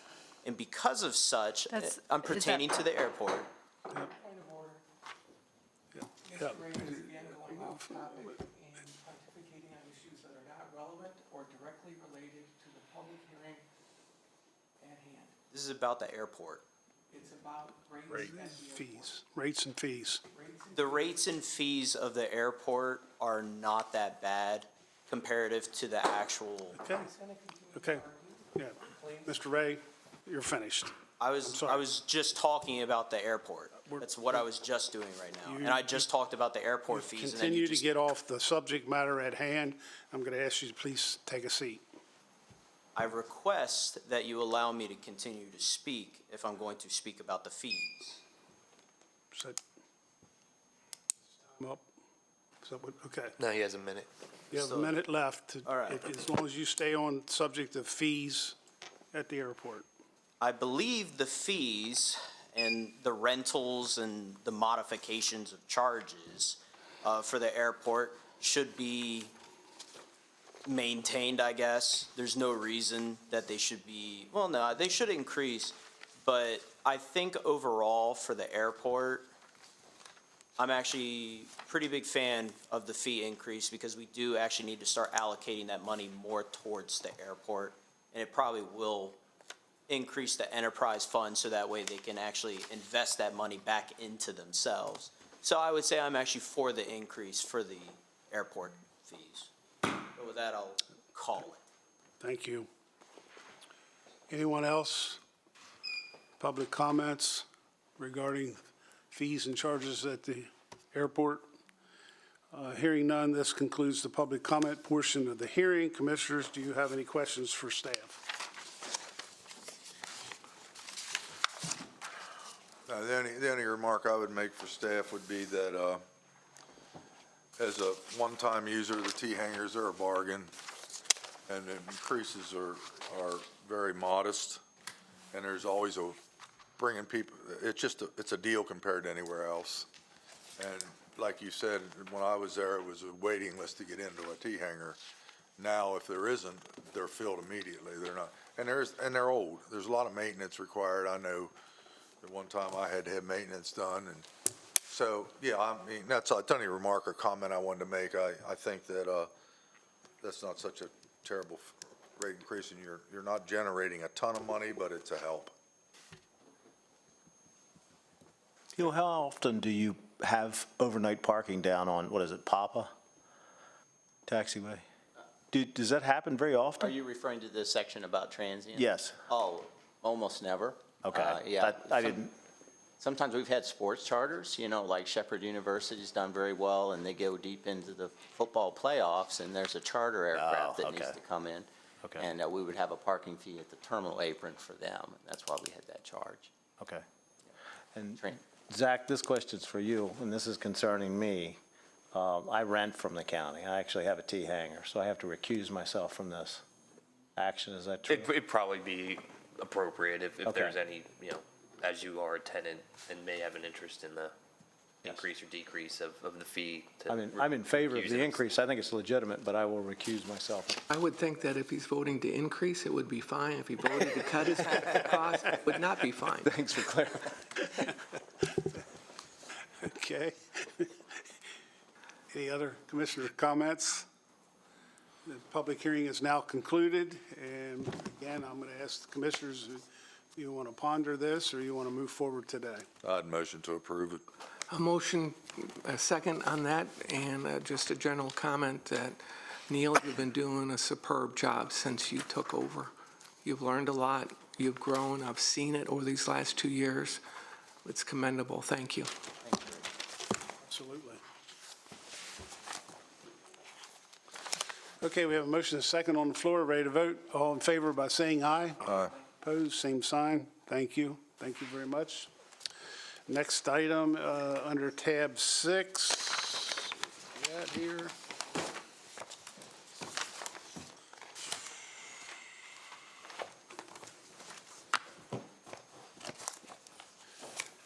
Public hearing amendments to the Adequate Public Facilities Ordinance, APFO, and the Building Excise Tax Ordinance, BETO. With that, the purpose of this hearing is to hear public testimony concerning the matter. The procedure is as follows. We will first have staff introduce the matter, after which the hearing will be open for public comment and testimony. Each speaker will be given a maximum of 3 minutes to testify. After everyone who wishes to speak has done so, the hearing will close. Commissioners may then discuss the issue and provide direction to staff. At this time, I'm going to ask Jill Baker, the Planning and Zoning Director, will now introduce the matter. Good morning, Commissioners. Jill Baker, I am the Director of the Department of Planning and Zoning. As mentioned, we are here today to look at some text amendments that are being proposed to several sections of both the Adequate Public Facilities Ordinance and the Building Excise Tax Ordinance. Both of these documents strive to help manage the impacts of new development that can happen on our local infrastructure and resources. The Adequate Public Facilities Ordinance seeks to monitor and minimize effects through analysis and controlled approvals of new land development. The Building Excise Tax Ordinance is a tool used to generate revenue that will be used to mitigate direct impacts onto local infrastructure. The proposed changes are generally highlighted within the staff report. I believe you have also gotten the track changes version of those changes. Just to highlight what we're talking about here today, first I'll talk about the Adequate Public Facilities Ordinance changes. I want to talk about the alternate mitigation contribution. We are seeking to remove that option from the Adequate Public Facilities Ordinance. We would replace that with language that limits the number of building permits for major subdivisions to 25 units per calendar year should the adequacy of the school districts fall between 100% and 119%. Permit counts would be based on overall development, not per phase.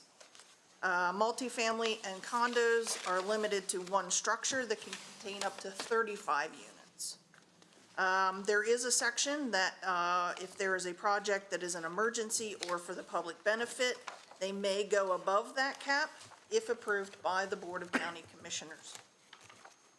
And redistricting is still an option. Projects that are in schools with a capacity that exceeds 120% are still required to have a specific mitigation plan approved by the Board of County Commissioners. This hasn't changed. That's the way it exists in the ordinance today.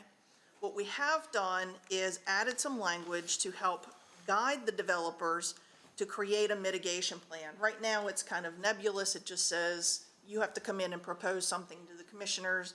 Doesn't provide any real guidance as to what they need to present, what information to provide, and so forth. As part of that, some of the options include facility improvements. However, portable classrooms cannot be part of that. They are a temporary fix. They are not a permanent fix to the issues. Redistricting obviously is still an option. Financial contributions and other strategies that they may come up with that would help with the adequacy problem. We also changed the threshold for capacity at an elementary school district from 90% to 100%. That is consistent with what we look at for capacity for both middle schools and high schools as well. With the removal, should the choice be made to remove the alternate mitigation contribution, the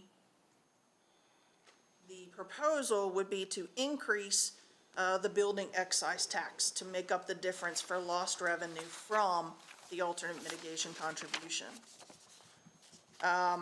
There's also a little bit of this increase is to account for some inflation costs, but overwhelmingly it's to replace the lost revenue from an alternate mitigation contribution. Increases include the tax for residential construction to go from $1 per square foot of habitable gross space to $2 per square foot. Included within that, residential additions will still be at a rate of 50% of the full tax. So as a comparison, it'll go from 50 cents per square foot to $1 per square foot. All developments that have already paid an alternate mitigation contribution will be credited $1 per square foot of excise tax, and the remaining dollar would still apply. Basically, that's an acknowledgement that they've already paid their EPFO side of it, but they would be left with the excise tax part, which would be applicable today. There's also been an exemption added that residential construction that occurs in either the Hancock or Cascade elementary school districts are exempt from excise tax for a period of 10 years from the effective date of this amendment. We believe that these two school districts are well below their capacity, and we would like to see that increased so that it makes more sense for the costs and efficiency of those schools. We are also proposing to increase the tax for non-residential from $1 per square foot of gross square footage to $1.50 per square foot. There are some minor changes in the percentages of funds that we use to support the infrastructure. Currently, 70% of all excise tax collected goes toward school costs. The roads currently get 23%. We're talking about increasing that to 25%. The way we would accomplish that is to remove the special set-aside of 2% for libraries and add the libraries into the other government capital. So they wouldn't specifically lose funds, they would just be lumped into the other capital costs that we have to deal with, such as water and sewer infrastructure and other issues like that. We have received one public comment from the city of Hagerstown. I believe the commissioners received that yesterday. There are a couple different things that I'd want to talk about here. Number 2 here says that they would like the language to be strengthened in the excise tax to ensure that funds collected address the impacts of construction on school capacity and dedicated only to capital projects. Section 8.05 of the excise tax ordinance states that the tax for schools may only be used for capital costs required to accommodate new development or construction. So that language is already in our ordinance, that's what our funds go toward. They had also mentioned that it should not be used for rebuilding schools unless they are dedicated to that portion of the project that increases the state rated capacity. Our response would be that the apportionment and spending of the funds are discussed as part of each year's CIP drafting, and that there are many variables that people don't understand in terms of how funding is allocated by the state. And these variables need to be analyzed to determine the appropriate use of funds. And again, we talk about that with the Board of Education every year. And then there was a discussion about municipalities and public schools should be notified when capacity improvements are being suggested to address the budgets. This is provided to the municipalities and general public every year when the CIP budget is released. So that information is put out there. None of this is done in a smoky room. This is all done out in the open, and people can comment upon that as part of the CIP budget process. That's all I have at this point in time. Okay, at this time, we will now open the hearing for public comment. Anyone wishing to comment? Yes, ma'am, I saw her hand first.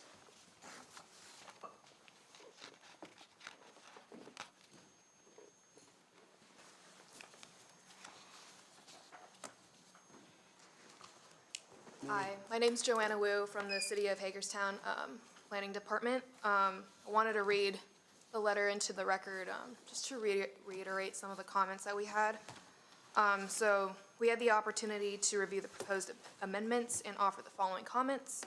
1, it is our understanding that this proposal was generated by the county's concern with uneven treatment of the issue of addressing the impact of new development on school capacity between the county itself and the several municipalities as described. Number 2, if addressing school overcrowding is the intent of this undertaking, we respectfully suggest that language be strengthened in the revised excise tax ordinance to ensure that funds collected to address the impacts of construction on school capacity be exclusively dedicated only to capital projects that increase seating capacity in schools or school areas identified as overcapacity.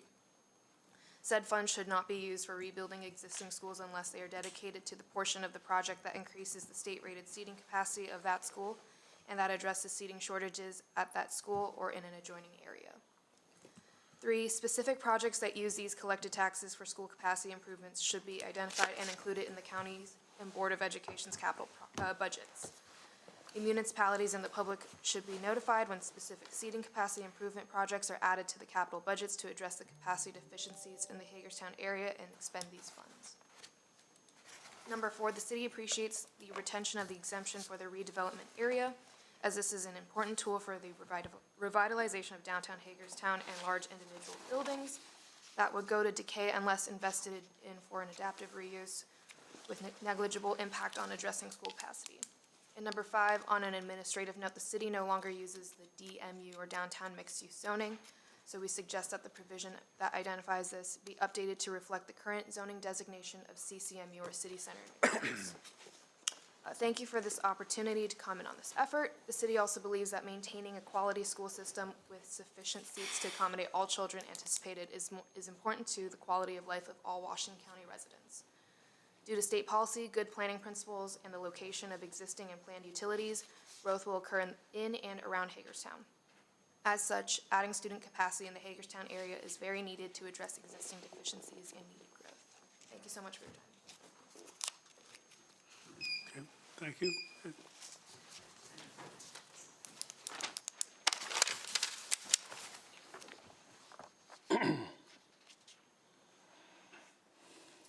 Good morning. My name is Ed Schreiber. I'm representing the Washington County Home Builders Association, and I thank you for this opportunity to speak. I do not claim to be an expert on this policy or procedure. However, I would like to at least address for our membership our initial concerns, which we really have not had that much time to understand and digest the changes in the procedure. So with that being said, we do feel as if it's hard enough to buy a home in Washington County to make it affordable by raising the impact fee or the excise tax. 100% seems to be a little steep. My suggestion would be to continue the AMT or AMC, but maybe even raise the rate of that generation, the pupil generation, and the dollar amount associated with that. As you see, when you have a large developer, 200 lot plus development coming in, those are the kind of developments that gobble up the available capacities within the schools very quickly. The 1-2 type builder is getting hit very hard, whereas the multifamily developments can seem to absorb that into their costs and pass it on to their home buyers, which seems to work fine for them as they are selling most of the homes or building most of the homes in Washington County. With that being said, and again, not having a full knowledge or very much time to actually digest this change, I would ask that you hold off on making a decision until we can further get input from our membership and try to offer any additional alternatives. Thank you. Thank you, Mr. Schreiber. Anyone else?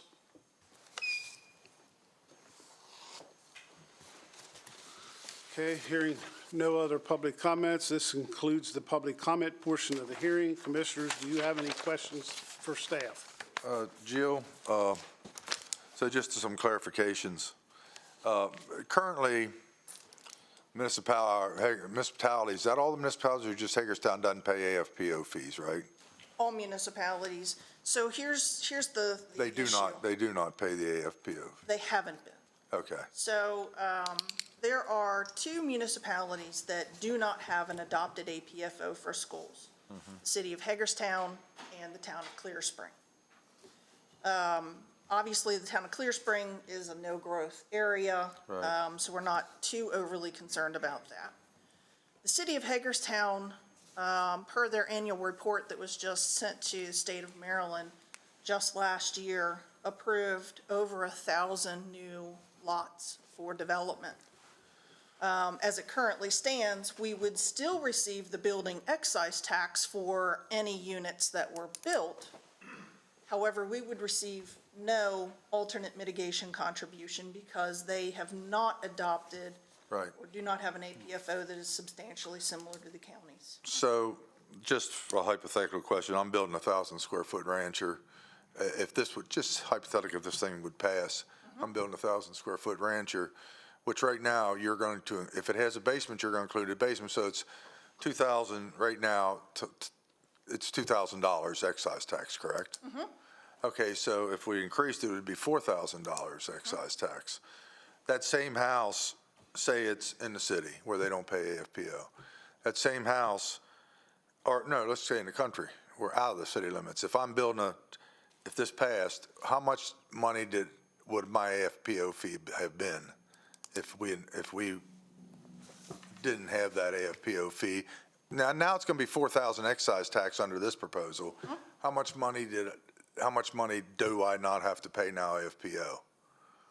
So the APFO fee applies to new construction only. Right. Right? Right. So if you say, let's say you have an existing lot somewhere in the county Right. that was done prior to APFO. Right. Then the excise tax currently would be $2,000 $2,000, in your yeah. example. Right. It would increase to 4,000. Exactly. Yes. How much was your APFO currently? If I bought everything new right now and was building new construction, how much, if I didn't have to pay the AFPO, how much would I have not have paid? So for single-family dwelling units, the alternate mitigation contribution is $3,345 and some change. On top of that, you would also be responsible for $1 per square foot. So in your example, it would be $2,000. So in total, they would have $5,345 in excise tax and adequate public facilities. That's current. That's currently. So under this proposal, it would actually drop It would actually drop, by $1,300. yes. But for the person in the municipality that's not paying it, it would just be 2,000 more that they wouldn't have paid in the past. Correct. Yep, okay. And I'd like to ask a question that is related to school costs, because that's one of the things we're trying to address, and, getting some revenue for school construction. Maybe the question isn't to you, maybe it's to the administrator. So if you look at an example like Boonesboro, or maybe City of Hagerstown, do we have a good number, ballpark of what the operating costs are for the county for the school? Right, the children in Hagerstown that are going to public schools? Kelsey was gathering that information. I'm not sure that she has that compiled yet. We can get that to you later. I don't have that information right now. I know that there are more teachers in schools inside the city limits because they typically have learning challenges and extra learning needs versus the schools that are outside of the city limits. They have the same basic operating costs. For example, a school is a school is a school, so they're going to need to heat it and pay electric and provide water and sewer. I think the differences relate to the personnel and the staffing needs and requirements. What I'm looking at is where revenue comes from. Where revenue comes from to pay for the school operating costs. And For school operating costs, this doesn't cover school operating costs. but school costs, construction costs, or still Construction some of it costs. comes out of the general fund of Correct. revenue that we receive. Correct. For school construction costs, we transfer the majority, they may use some of that towards construction costs because we provide them with a general allocation. This year's is $120 million. And we do not earmark that for anything. It's completely discretionary. They can spend it on whatever they want. I'm just trying to look at, when we look at the underlying reason for moving to the excise tax, it's to make sure that everyone is paying a fair share. Correct. Towards the schools. And when you look at it from a macro perspective at the county level, if you look at all of our costs that what we spend money on, you know, I believe that the numbers would come out that the city the residents of the city are substantially getting a good deal because the rest of the county is subsidizing programs and budget items that the county's paying for within the city limits. That was sort of my point. I think the people outside of the municipalities that don't adopt that are paying the price, and most of the overcrowded schools are within inner city, I would guess, without having those facts in front of me. But I think I still need some questions answered, so. Okay, is that then, you're looking to postpone a decision at this point? I think I would, because we've only heard from a couple people, and My question would be, will we leave the public meeting open for more comments? Would be my suggestion if you need more information. That can be entered into the record. Is that appropriate? That's certainly fine. We could leave it open for 10 days, 2 weeks, whatever you believe would be appropriate. 2 weeks? 2 weeks. 2 weeks would be good. That gives people more time to digest. see, there's items like how many actually, that was mentioned in the big development, so not most of them, but a lot of them are within the growth area, obviously, and they're not, the big developers aren't paying the AFPO fees, some of them, but if you get outside the limits, then the county people, am I correct in this way of thinking? And that's the kind of stuff I need. How much is the big development is not paying adequate? So for 1,000 units, that's $2 million that we did not collect in APFO fees, but we did, if they had been outside of the city limits, we would have collected it. And I understand the logic here. You're trying to make an even playing field for everybody to support. I'd say what Jeff said, keep it open for a while and field some 10 comments. days, 2 weeks. 2 weeks. 2 weeks. So we'll bring this back on or after the 2-week period is up for additional consideration. Thank you, Commissioners. Okay. Thank you. But I was getting ready to say, the public hearing is now concluded, and we will deliberate and come back in 2 weeks. Thank you, Jill.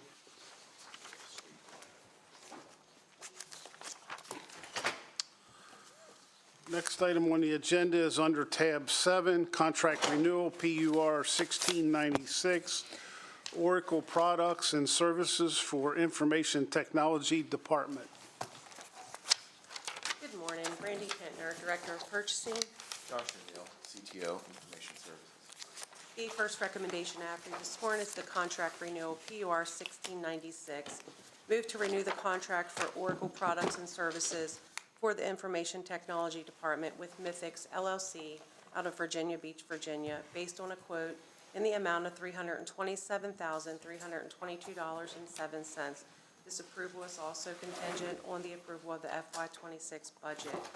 The services under this contract provides cloud services, which consist of planning and budgeting, Fusion Financials, Fusion Purchasing, Fusion Transactional Business Intelligence, self-service procurement, human capital management, payroll, and time and labor. The cloud-based applications are suites that can help businesses streamline operations, automate processes, and make direct-driven decisions. The contract was for a period of 2 years with the option for the county to renew up to 3 consecutive one-year periods.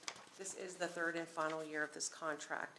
If the FY26 budget is approved, there is funding in the operating budget for this department. Okay, any comments or questions?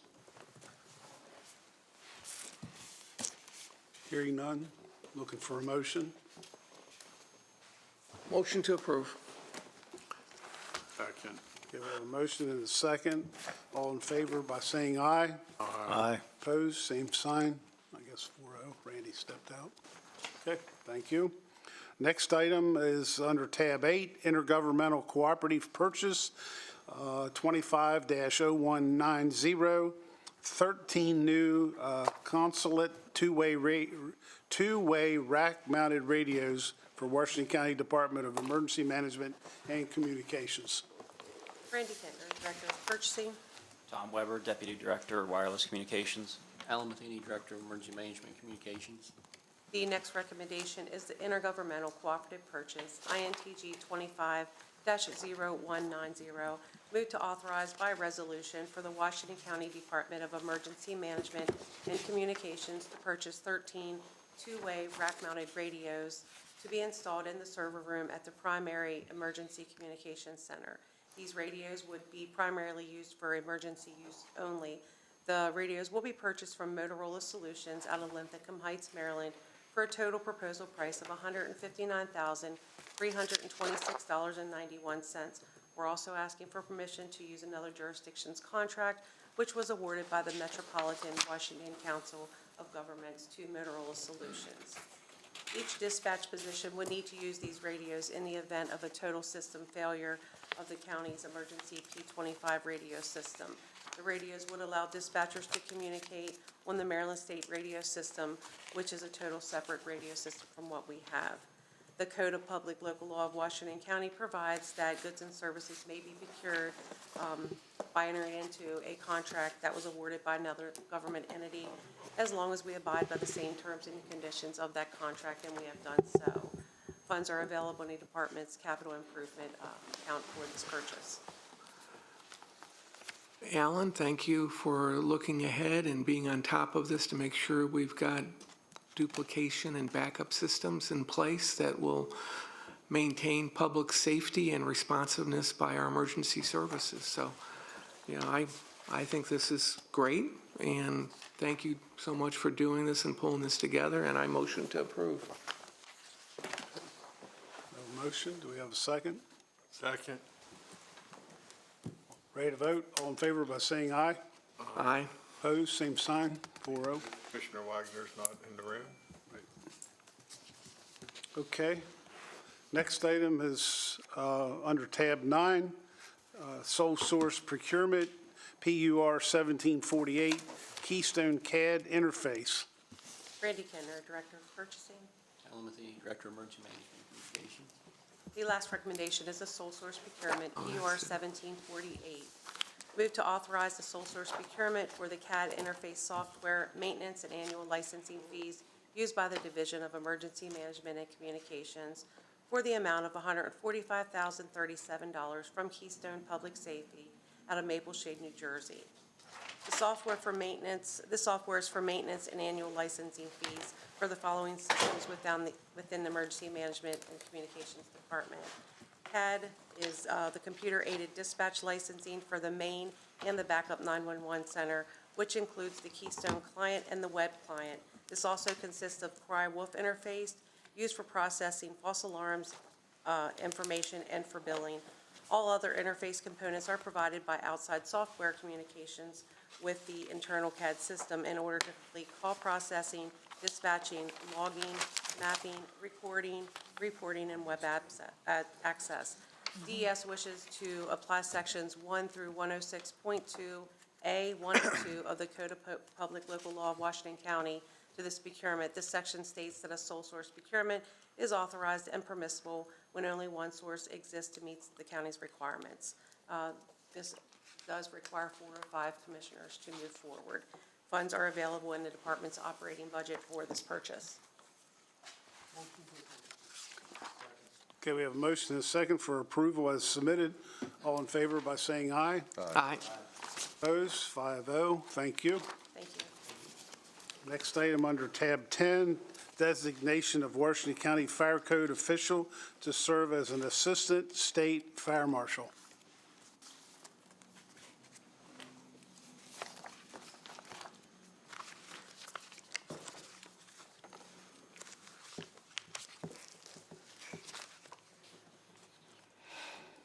Morning, Commissioners. Greg Cortrette, Director of Permits and Inspections, Code Official. Move to, for approval for Director of Permits and Inspections / the Code Official be designated as the Washington County Fire Code Official to serve as the Assistant State Fire Marshal. The county may, by law, designate a Fire Code Official to serve as Assistant State Fire Marshal pursuant to Public Safety Article Section 6-304. By state law, the county may designate a Fire Code Official to serve as the Assistant State Fire Marshal. We propose the Director of Permits and Inspections / Code Official to serve in this role as the Fire Code works hand in hand with the Building Code. With consideration by Commissioners of the adoption of the local fire prevention code, it is recommended that our local Fire Code Official be appointed to enforce this local code. We anticipate the designation to be approved by the State Fire Marshal. Any questions or discussion? Just a comment based upon my interaction with you, our interaction. You have the staff and you have the training and the preparation. Yes, sir. To do this. Yes, sir.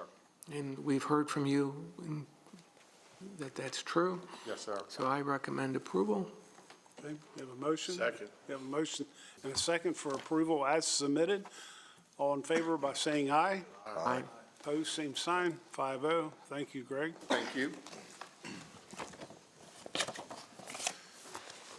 Next item under tab 11 is Washington County Transit 5-year Transit Development Plan.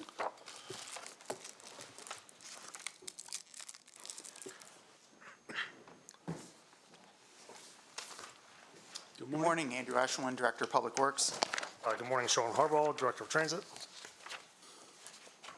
We're here to discuss and present the 5-year transit development plan. Over the past year, transit staff has worked with a consultant team from KFH Group to work on updating the Transit Development Plan, or TDP. This document is required to be updated every 5 years and outlines the goals and objectives for the transit system in Washington County. The plan looks at multiple key areas to see what Washington County Transit needs to focus on over the 5-year period, so that as the community grows and evolves and technology advances, that the transit services are aligned. The plan is very detailed. It is included in your agenda, and so we will only hit several of the key points in our presentation and allow time for questions. Before I turn it over to Sean, I do want to highlight a few key data points about how our riders do depend on this service here in Washington County. 56% of the riders in our survey showed an annual income less than $20,000. And a majority, 62%, do not have a driver's license. And if they weren't taking the bus, only 5% of those surveyed would be able to drive their own vehicle. I think this kind of captures how Washington County Transit allows many citizens to live independently, to get them to work, to get them to their medical appointments, as well as grocery store and run their errands. Sean? Excuse me. This 5-year plan is the product of an intensive TDP process. The recommended projects were derived through a detailed evaluation of existing services, a comprehensive needs analysis incorporating demographic data, public input gathered through surveys and outreach efforts, and an alternatives analysis. Washington County Transit staff and the TDP working group provided guidance throughout the planning process. This TDP presents recommendations for transit improvements in Washington County that improve services through route modifications to make transit more attractive and usable, meet identified transportation needs, including improved access to jobs, schools, and medical services, as well as service span and frequency enhancements. Enhance connectivity and accessibility by integrating new service areas, ensuring coverage reaches previously underserved regions. This plan aims to improve services within the county's relatively flat transit operating budget. Most recommendations could be implemented through cost-neutral transit policies and practice changes. New services and transit improvements requiring additional funding were developed to address issues identified during the needs analysis and depend on future availability of new or additional funding. With the uncertain economy, public transportation can contribute to the quality of life of county residents by providing a way for residents to get to work and school, access necessary medical services, and support local businesses and economic development. A few of the recommendations WCT will begin to consider in the short term are adjustments to the fare structure, which has not been changed in over 30 years, and the implementation of a mobile ticketing process to increase customers' accessibility to purchasing bus passes. We also look at improving bus accessibility to riders by adding more designated bus stop locations to fixed routes, and some fixed route modifications intended to make Washington County transit trips more convenient and dependable. I open it up for commissioners' questions or comments. Good. Any comments, questions? So there's a lot of interesting map data in there. Yes. Census data, population data, breaking it down by different groups, different income levels, disabilities. The question I have is for the future then, because this feeds into the future planning, right, Andrew? Correct. And what do you see from your interaction at the state and federal level? Where do you see grant funding going in that direction? As we rely on substantial grants to support our commuter bus system. Correct. So I'll answer that kind of in two parts. The first part is the federal funding allocation. That is more quantitative based. It's formula funding based upon a lot of metrics that Sean can talk more about, number of routes, miles driven, passengers, those kind of things. At the state level, it's less quantitative and more subjective. And I do feel that we've been getting squeezed, and I would say that we being the lots, and I talked about this at the budget presentation, the locally operated transit service providers, which are your county, your small municipal service providers.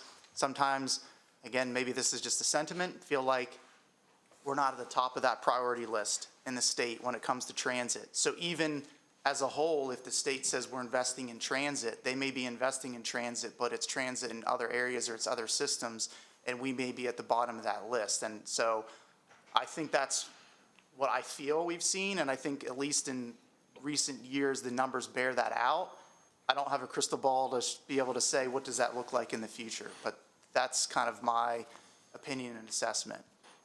Okay, so from what I've been reading, Montgomery County is getting a disproportionate amount of the monies. They have a concentrated population. But they're also benefiting from the tax changes of Governor Moore, where they're actually generating about $30 million more a year, and we're losing tax money, revenue. Correct. The big headline that gets buried is that Maryland is, I think they tout, it's even the CTP, this quote, that they're the only state that pays for two major transit systems out of the Transportation Trust Fund. That being, they operate the MTA system that serves Baltimore and the MARC, and then they also contribute to WMATA.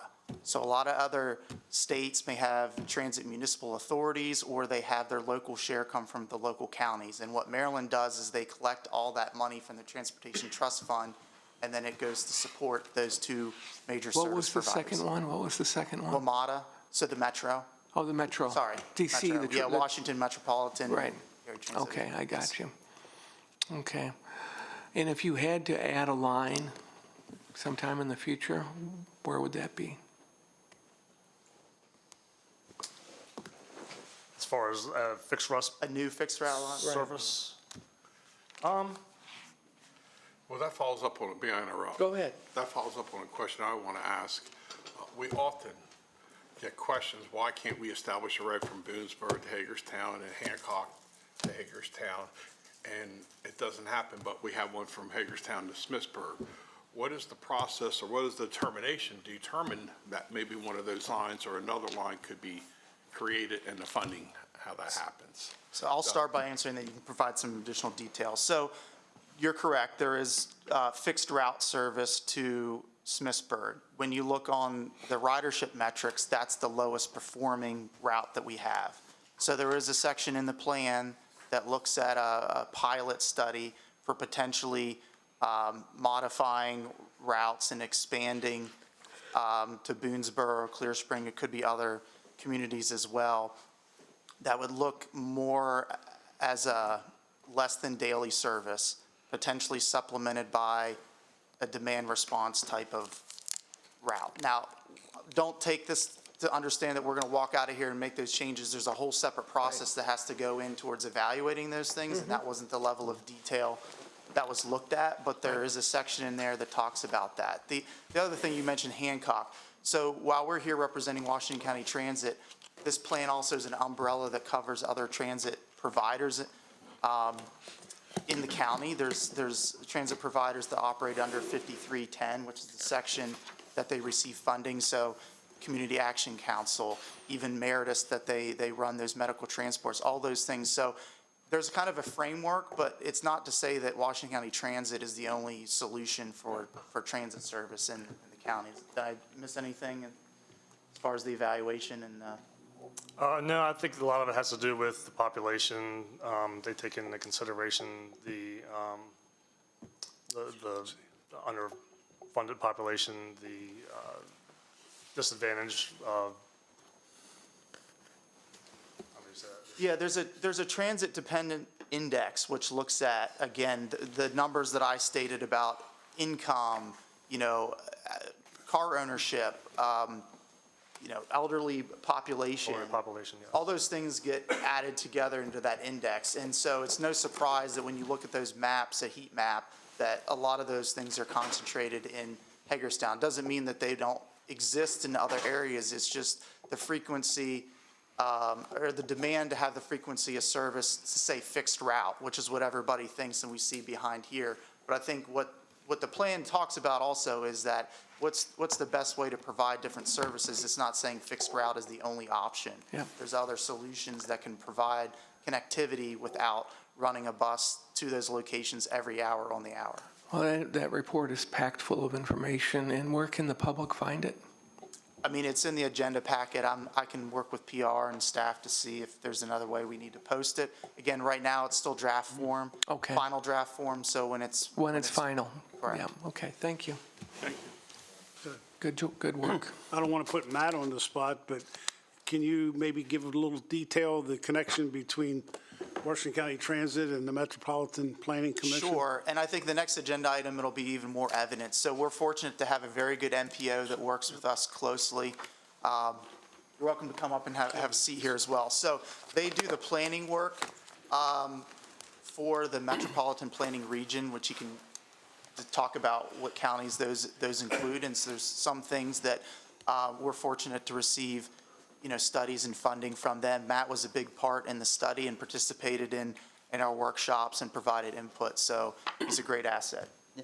Good morning, Commissioners and guest staff. Matt Molonix with the Hagerstown Eastern Panhandle Metropolitan Planning Organization. So, as Andrew mentioned, we're a federally funded and designated regional transportation planning agency that covers Washington County as well as Berkeley and Jefferson counties in West Virginia. There's about 400 MPOs across the country, and we're created wherever the U.S. Census designates an urban area of more than 50,000. So we were initially designated in 1996. To your point, yes. So what we do is we manage what's called the Transportation Improvement Program, or the TIP. That is a federal required 4-year program that any sort of federal funding, in this case for transit operating, transit capital, has to be included in order for that money to be able to be drawn down and access those federal funds. And then the TIP also includes highway projects as well. And so, yeah, we were fortunate at the MPO to get to participate in the study group on this TDP. Everything that Andrew and Sean have said is spot on about the current and the near future. Andrew's comments especially on, I concur, I see federal funding for transit actually staying fairly stable for both operating capital, but the state funding, right, the match that's required, whether it's a 20% match for capital or it's a 50% match for operating, that seems less clear. That seems less clear year to year. So, yeah. Thank you. Good. Okay. Very good. Appreciate it. Now we're going to the next item, right? Yes. Yep. Next item under tab 12 is Washington County Transit Administration and Fleet Maintenance Facility Consolidation Plat. Sure, thank you. I'll try to keep this brief. Last item, seeking a recommended motion to approve the recordation of the Transit Administration and Fleet Maintenance Facility Consolidation Subdivision Plat contingent upon City of Hagerstown Plan Review approval. Again, I'd like to thank Matt Mullinex and the Hagerstown Eastern Panhandle Metropolitan Planning Organization who covered the cost for a facility study for Washington County Transit. And essentially what that study looked at is said if we're going to do any type of future improvements, expansion, renovations to the current facility at 1000 West Washington Street, that we really need to look at consolidating our lot lines that we have there and a quick claim of the portion of the alley. So we've been working through that process with the design team employed by HempMo, Michael Baker, and going through the City of Hagerstown process for the administrative plan review approvals that we need. And so we're at the stage where the consolidation plat has been submitted to staff. The city has approved the quick claim ordinance. And effectively, when all of those administrative steps are done, we would need Commissioner Barr's signature on the plat to consolidate those, vacate those lot lines, consolidate the parcel to a larger contiguous parcel to give us more options in the future. Okay. Any questions or discussion on that? You've been working on this for about a year. You need a recommendation for approval? Correct, the recommended motion. Okay. Correct. I motion to approve. Okay, we have a motion and a second. All ready to vote? All in favor by saying aye. Aye. Opposed, same sign, 5-0. Thank you. Thank you. Thank you, gentlemen. Motion to go into closed session. For the reason stated, which is to discuss confidential personnel matters, to consider a matter that concerns the proposal for a business or industry, and to consult with counsel. We have a motion. We have a second. Second. Okay. Aye. All in favor? Aye. Saying aye. And a 5-minute recess.